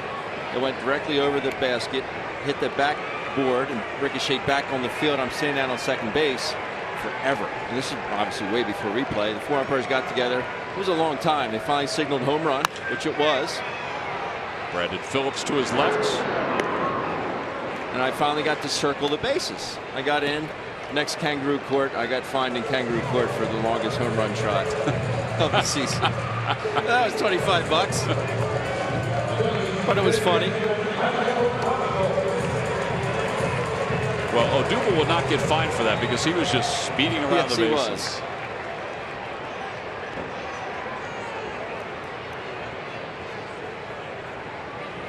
So now Maikel Franco.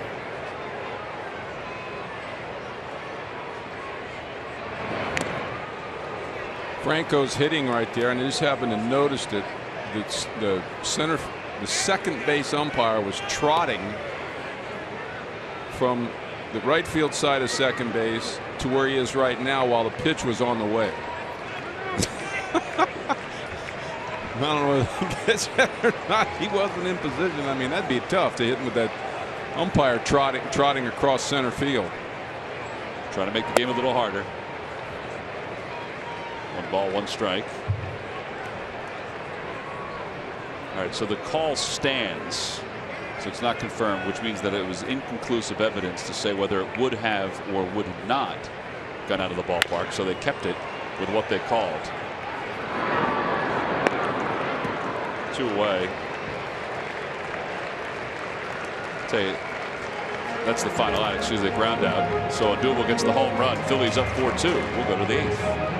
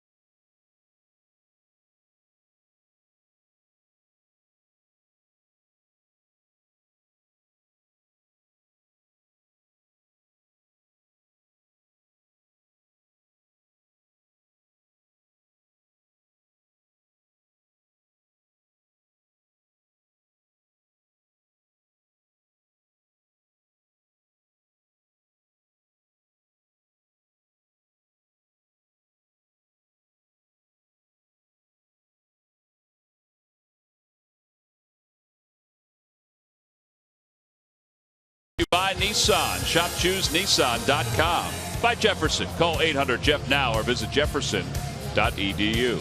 And by your local Ford stores.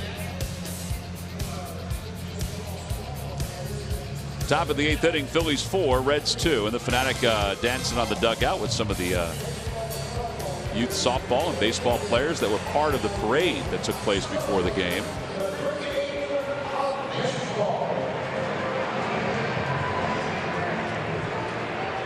Is that Oscar Gamble?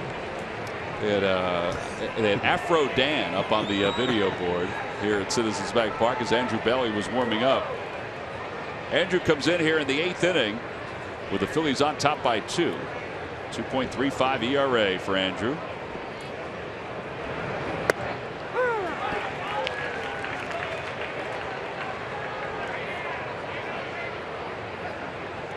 Zach Cozart leads it off. Cozart 1 for 3. A ground out, a fly out, and a single. 0-2.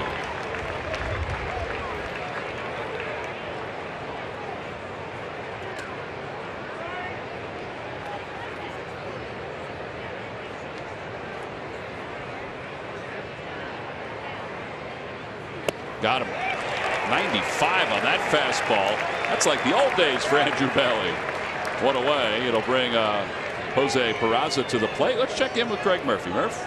All right, thanks very much, Tom. Well, no one happier than Pete Mackanin to watch Andrew Bailey blow that 95-mile-per-hour fastball by him. A lot of conversation before the game about the use of Hector Neris and Genmar Gomez, and how careful he has to be. Hector Neris has been in 21 games so far for the Phils, 20 for Genmar Gomez. Pete was talking about that today. So he's not concerned at all right now about overusing those guys. They're keeping very close eye on the innings and more importantly, the pitches thrown for each of those guys. But he did say, hey, when the games are close, they've been our two best guys in late inning situations, in those high leverage situations, and they want to win the game, so they're going to go to those guys. But here we are in a 2-run game. Andrew Bailey's able to come in here and get some work as well, and hopefully hold the Phils' 2-run lead intact.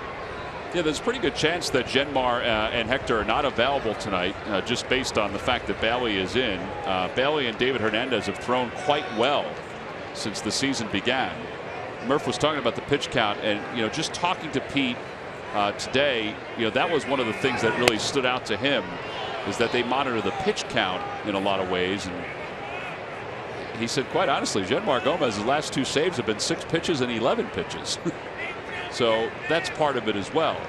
But I think he prefer, as Murph alluded to, I think he prefer not to use them tonight if he could. I mean, heck, he's got all these other guys out there. Why not? And back-to-back strikeouts for Bailey. Well, if those guys do get burnt out, for lack of a better word, it's nice to know that you have an option like an Andrew Bailey or David Hernandez to come in here and do the job. Well, you got to throw a lot of credit Matt Klentak's way. The acquisition of all these great arms, to mention the ones we have in the minor leagues right now. We're resting our 2 top relievers right now, and you got a guy coming in that struck out 2 hitters on 7 pitches, all in the mid-90s. Yep. Yeah, this is the hardest he's thrown. Now, the last 6 outs have been recorded by Phil's pitching, Nola and Bailey, by strikeouts. And that's been a big storyline for the Phillies, the strikeouts so far this year.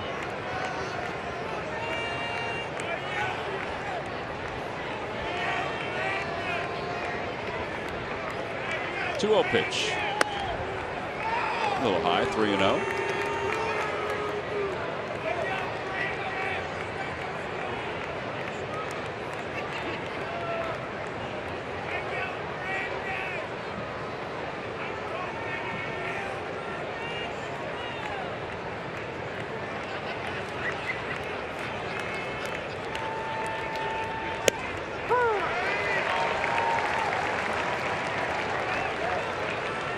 Throw the same pitch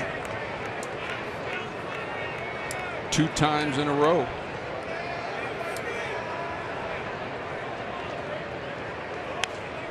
Three balls, 2 strikes. That was the best cut Joey Votto's had. Yes, it was. In a while, or at least against us. Well, I don't disrespect Joey too much. I mean, in that game, the first game of the year, opening night, I believe opening night, after a couple of bad at-bats, he came back with a big 2 RBI game, I think, in that game. Ball 4, so he's aboard. It's a 2-out walk. It brings Brandon Phillips to the plate.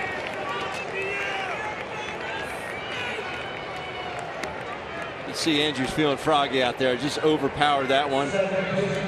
Just trying a little bit too hard. Trying to overpower the baseball. Most of the time you're going to end up being high with it.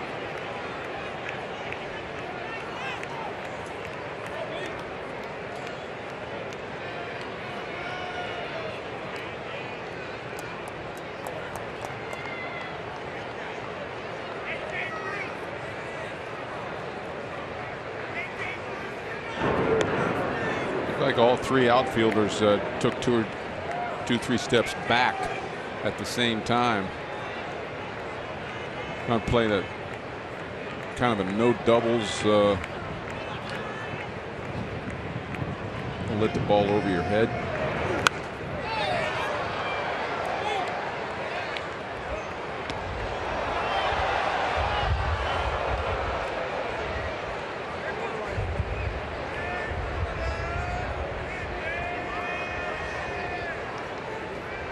Elliott, former American League Rookie of the Year, the closer of the Oakland A's. These tight spots are not odd for him. The ball's 1 strike to Phillips. Lays off, and it's 1 ball and 1 strike. Now's when, as outfielders, you need to be thinking about where the tying run is, and the tying run is at home plate, not at first base. Ball happens to get in the gap, and you get into a relay situation. The last thing you want to do is make that unnecessary throw all the way to home and let that tying run go up to second. Keep the guy at the plate on first base.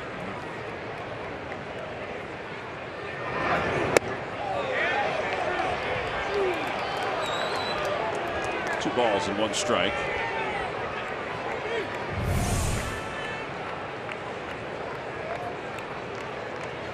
It was close.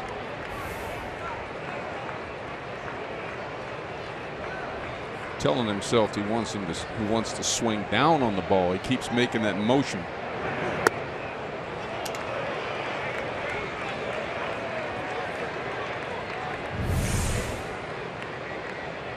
There's that pitch that he checked on. John Hirschbeck says he didn't go around.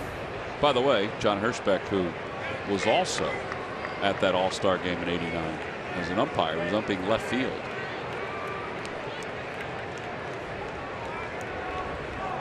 That's a veteran. He's an older guy. He's an older fella.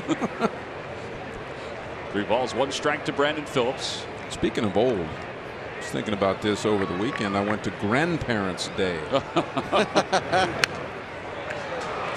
up in Boston, and I'm going to tell you, those grandparents are old.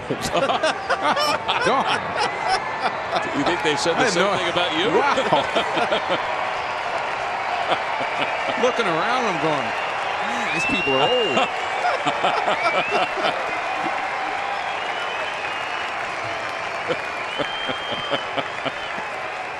Boy, reality hurts sometimes, doesn't it? Man, I'm telling you. 3 balls, 2 strikes, runner goes. And a foul ball by Phillips, challenging him here. Yeah. Well, but you enjoyed yourself. We're going on I'm camera. Sure. Yeah, I'm old. Look at me. White hair. If we could only look that good when we're his age. Right. Well, Ben will, but. I'm looking at myself in the monitor. Yeah, you are old. Yeah. Still got all your hair, though. My dad came home one day. He said, well, the doctor just said I was suffering from OLD. I said, what's that, Dad? He said, I'm old. Runner will go again. Popped him up. Right side. Who's got it? Who's got it? Cesar Hernandez and Ryan Howard are there. Hernandez makes the call, and the side is retired. No runs, no hits, and 1 man left will head to the bottom of the 8th.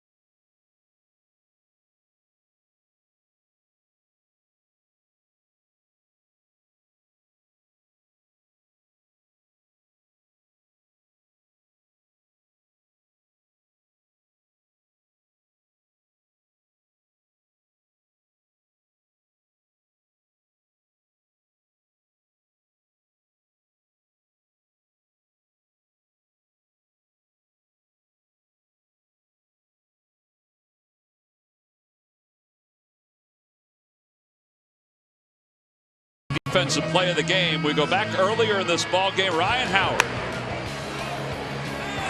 It's a good play by the big piece. Little sawed off. He just kind of pounces on it like a big puma. That's Ryan Howard. And he stuck the landing for your Hyundai defensive play of the game, brought to you by your local Hyundai dealers. Well, we go to the bottom of the 8th inning, and Ryan Howard will lead things off. Howard so far this year over at first base, .983 fielding percentage. He will face Lane Sampson as we go to the home 8th inning, trying to add to the Phillies' lead. It's 4-2.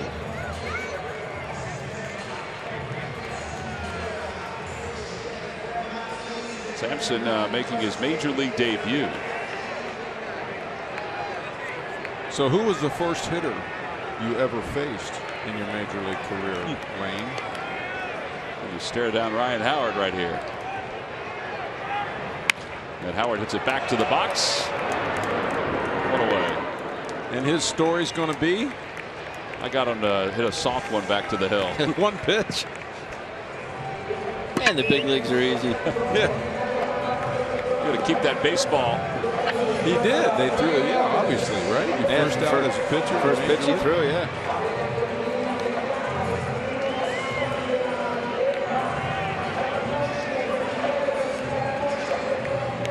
Freddie Galvis is 1 for 3. He struck out the last couple of times, and he's also singled tonight.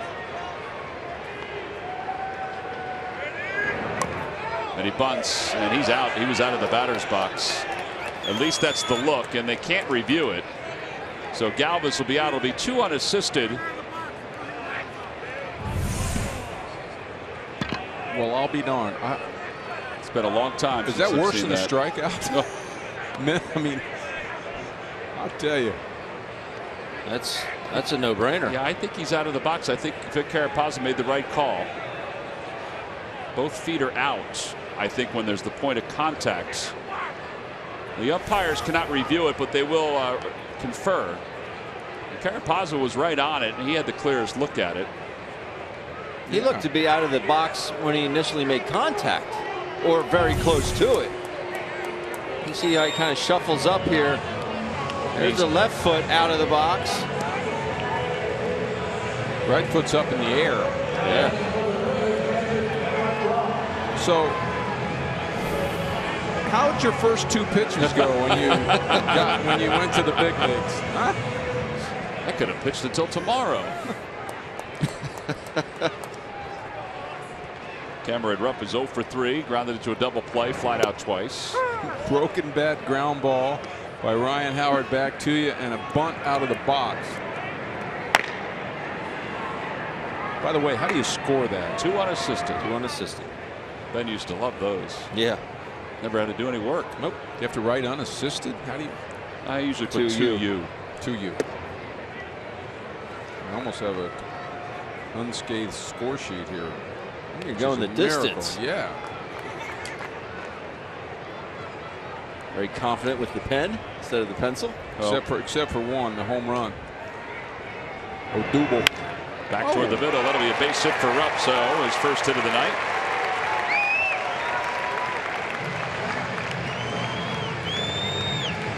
Cameron Rupp on the ground ball up the middle.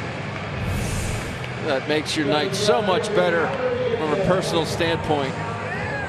You should go and get 1. 2 fly balls to the left and a double play in the 2nd inning, and hopefully that will be his last at bat. Tyler Goodell's had a good night. He's been on base 3 times. A couple singles and a walk.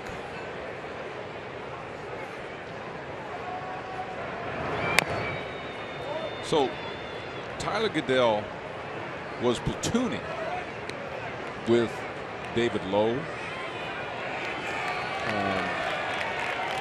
I guess you could say, right? Yeah, pretty much. For a while, and then he became, I wouldn't necessarily say he played his way into a regular spot, but Pete seems to have taken a liking to him in left field. I think Pete decided, all right, we got to see what this kid has to offer, so let's give him some consecutive days out on the field. He's retired for the first time tonight. So we'll go to the top of the 9th inning. David Hernandez will come on to close it out.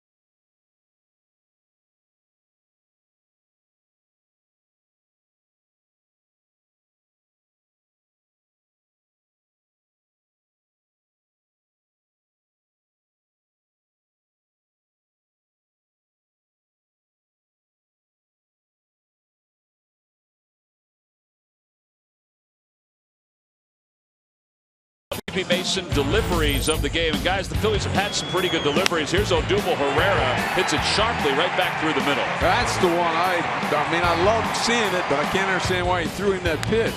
Good hitting. He didn't want to throw it there, but it ended up being missed it by 1.5 feet.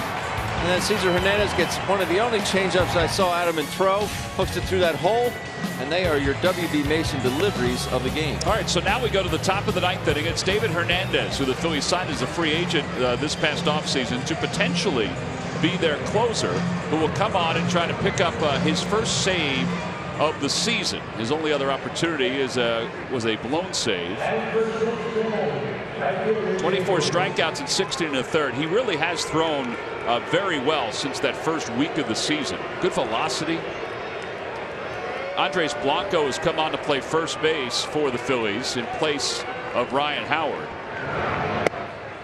And a strike to Jay Bruce at 95. He does not think that was a strike. There's Andres.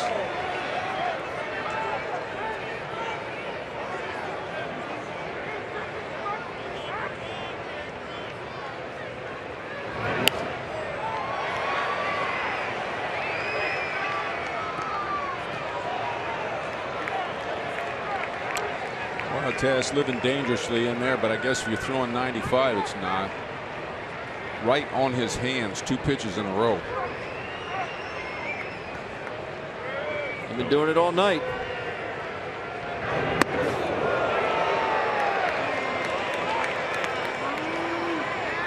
Now there's an 0-2 pitch. Yeah, it is. With purpose.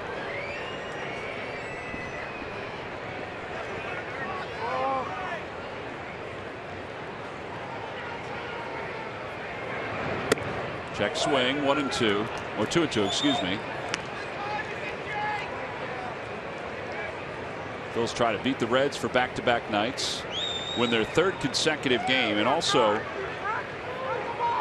reach 22 wins. Just a bit outside and high. It's 3-2. Suarez waits on deck.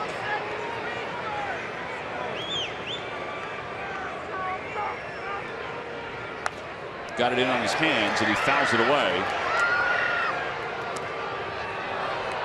Yeah, he's a little confused on that inside ball. Been in there on him all night long. A little afraid to take it.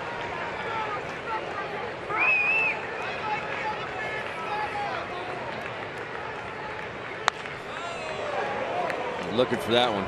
Ooh, I'm telling you, take a little off or you get a little bit more of the plate, it becomes danger. Watch this. This is danger zone here. Keep going in there. Jay Bruce was very quick there. Get it down around the top of the knees. It's a whole different story.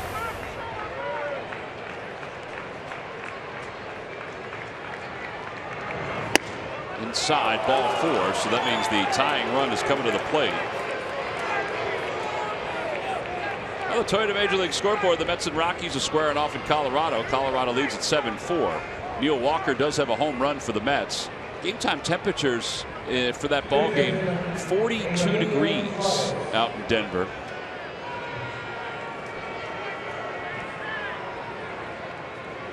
Phillies win tonight, and the Mets wind up losing that ball game. Phillies will have more wins than the Mets this year. That ball is hit down the right field line. Borges has it and fires to second. Suarez will hold up at first. And Freddie kind of laid that one, and it's runners on first and third now with nobody out.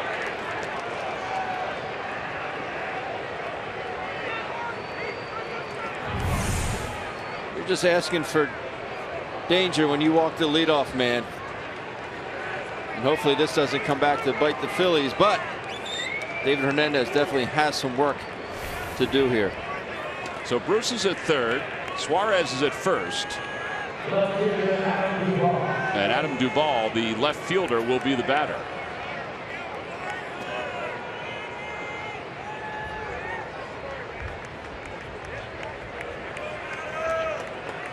Run on third means nothing. Runner at the plate's the one we have to stop.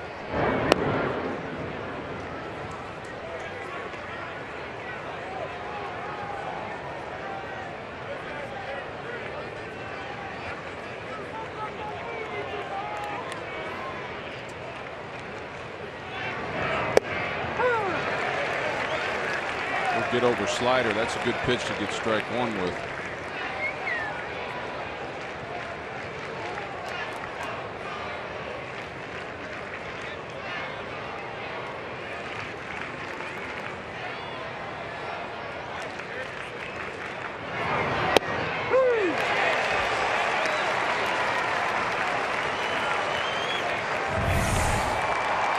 Dots him down and away with 95. Good plane on that fastball. Yes, it was.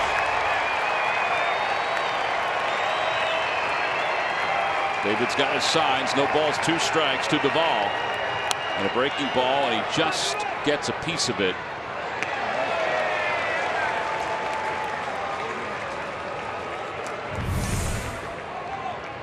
A pitch that I just would like to see buried. Buried. Yeah, definitely in the dirt. Or hey guys, how about this grab right here? Woo-hoo.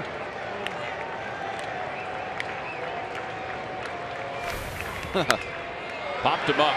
Andres Blanco over toward the camera well, and he leans, and it's out of play. The wind blew that out of play. Look at those flags out there in center field. Yeah, they are moving. Ball's going from left to right.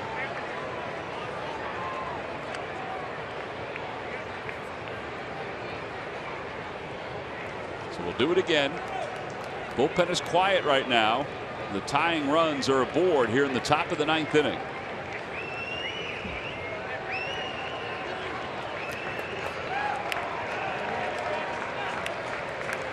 And now the 0-2 pitch again. And a liner out toward left field. Goodell is on the run. It's going to be over his head and a one-hop off the base of the wall. Bruce will score. Suarez to third. And it's a one-run game with runners on second and third. Well, I know he'd like to have that pitch back. It's he threw a couple. He fouled off an 0-2 pitch earlier, a slider that I think got way too much of the plate in that situation. And there's another not so good 0-2 pitch. Yeah, that pitch, it just, again, it needs to be better than that. Yeah, that's where you got to trust your catcher, right? And not be afraid to bounce the ball. Really the same swing we saw out of him in his last at bat when he hit the double down the line right past Maikel Franco. This one he just gets up in the air a bit more. So Bob McClure out to the mound to talk to David Hernandez. The wiggle room has just gotten a little tighter. As the tying run is over at third, the go-ahead run is at second, and there's still nobody out.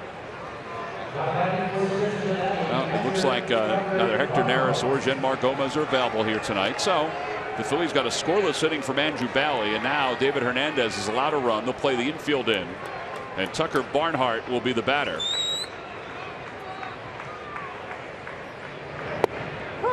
Starts him off with a hook, and it's 0-1. I hate to harp on it, but David Hernandez had Jay Bruce buried in the count. Let him get back in it and ended up walking him.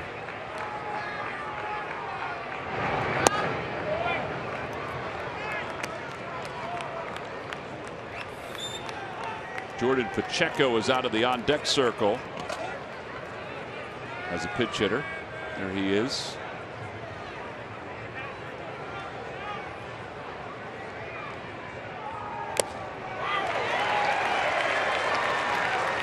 One ball, 2 strikes. Now Noel, the last time, got Barnhart on a breaking ball in the dirt.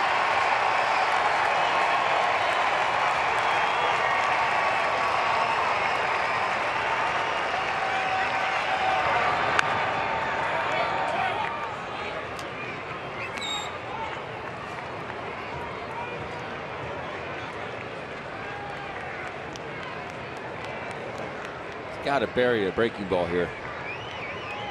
If he's going to throw it, got to bury it.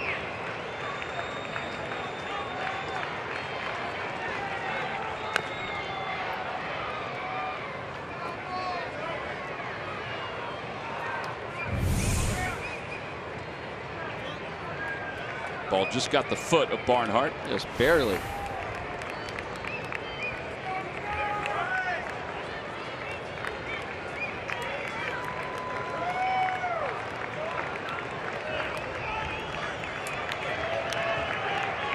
One-two pitch. Ground ball to first. Blanco's got it. Looks the runner back. Steps on the bag. One away. And now Pacheco will come up as a pinch hitter. Colton Murray's warming up to the pen.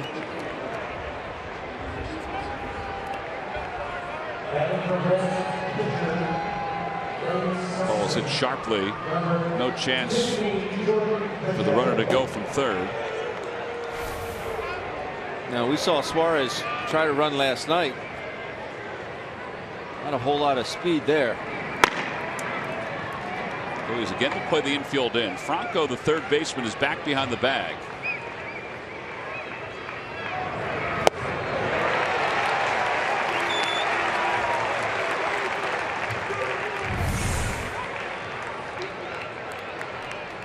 Pitch slider. Pacheco looking for heat.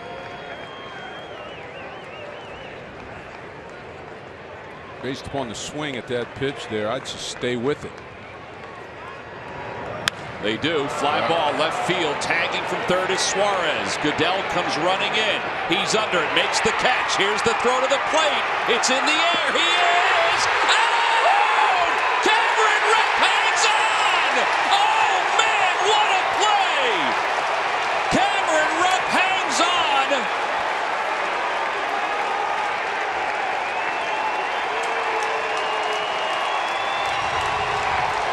Wow. Everybody to their feet.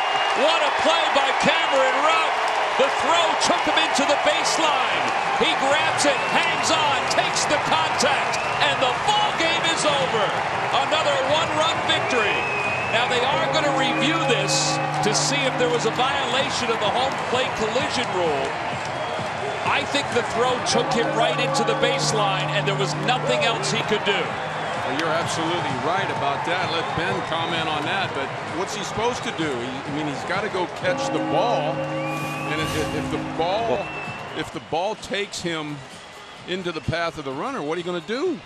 Nothing else you can do. Tyler Goodell gets behind this ball very well, airs it out. Look at this. I don't need to throw it on the grass. I'll just throw it in the air. Oh, man, what a licking. There was nothing he could do. He had to get into the line. I'll tell you what, that's awesome. indicative of the team's success so far this year. Chevrolet Here we go. player Here's of the the call. game. Here's the call. He is All out right. at home plate. There's the throw to the plate again. Cameron Rupp hangs on. Goodell with the outfield assist. What a great game. On base 3 times out of 4 at-bats. Look at this strike at home plate. Wow. Cameron Rupp. You talk about hanging in, man. No mask on either, partner. No. Aren't you supposed to leave it on? His left leg bend back. Wow. And here it is. He is out, according to John Hirschbeck. It's like hitting a fire hydrant. And you know, quite honestly, he didn't probably even get to home plate. He didn't get to home plate. No, he did not. That was a la Mike Scioscia right there. Tyler Goeddel, way to do it. Tyler Goeddel with his first outfield assist. He's had a lot of firsts these last couple of days. The triple, the stolen base, the outfield assist. And he gets a chance to hang out with Greg Murphy again. Yeah, 2 days in a row. I think it's fair to say I've never seen a game end having to review a play like that. Have you ever been a part of anything like that? Never. Never in my life. I think I only threw out one guy from the outfield last year in the air, so it was that was awesome. That was sick. Take us through that, because obviously the technique you used was nearly perfect in the strike throw to Cameron Rupp. So take us through your process. Yeah, he hit it really high, so I was able to get behind it and get my momentum going. And when I let it go, I thought it was a little high at first, but luckily Cam was there and he made a great play. In addition to the defense, again, offensively you're in the mix. Getting a chance to get those regular at-bats seemed to have made a difference for you. Oh, absolutely. No water this time. Absolutely. The more at-bats you get, the more comfortable you feel. It's been a learning process for me, but I keep feeling more and more comfortable and hopefully continue to improve. All right, well, that certainly was a fun way to win a ball game. Thanks, Tyler. Thank you. Guys upstairs. Great throw by Tyler Goeddel. And look at this. This is old school right here. Cameron Rupp taking the contacts and hanging out to the baseball. Where is it? There it is. Suarez breaking as soon as the catch was made.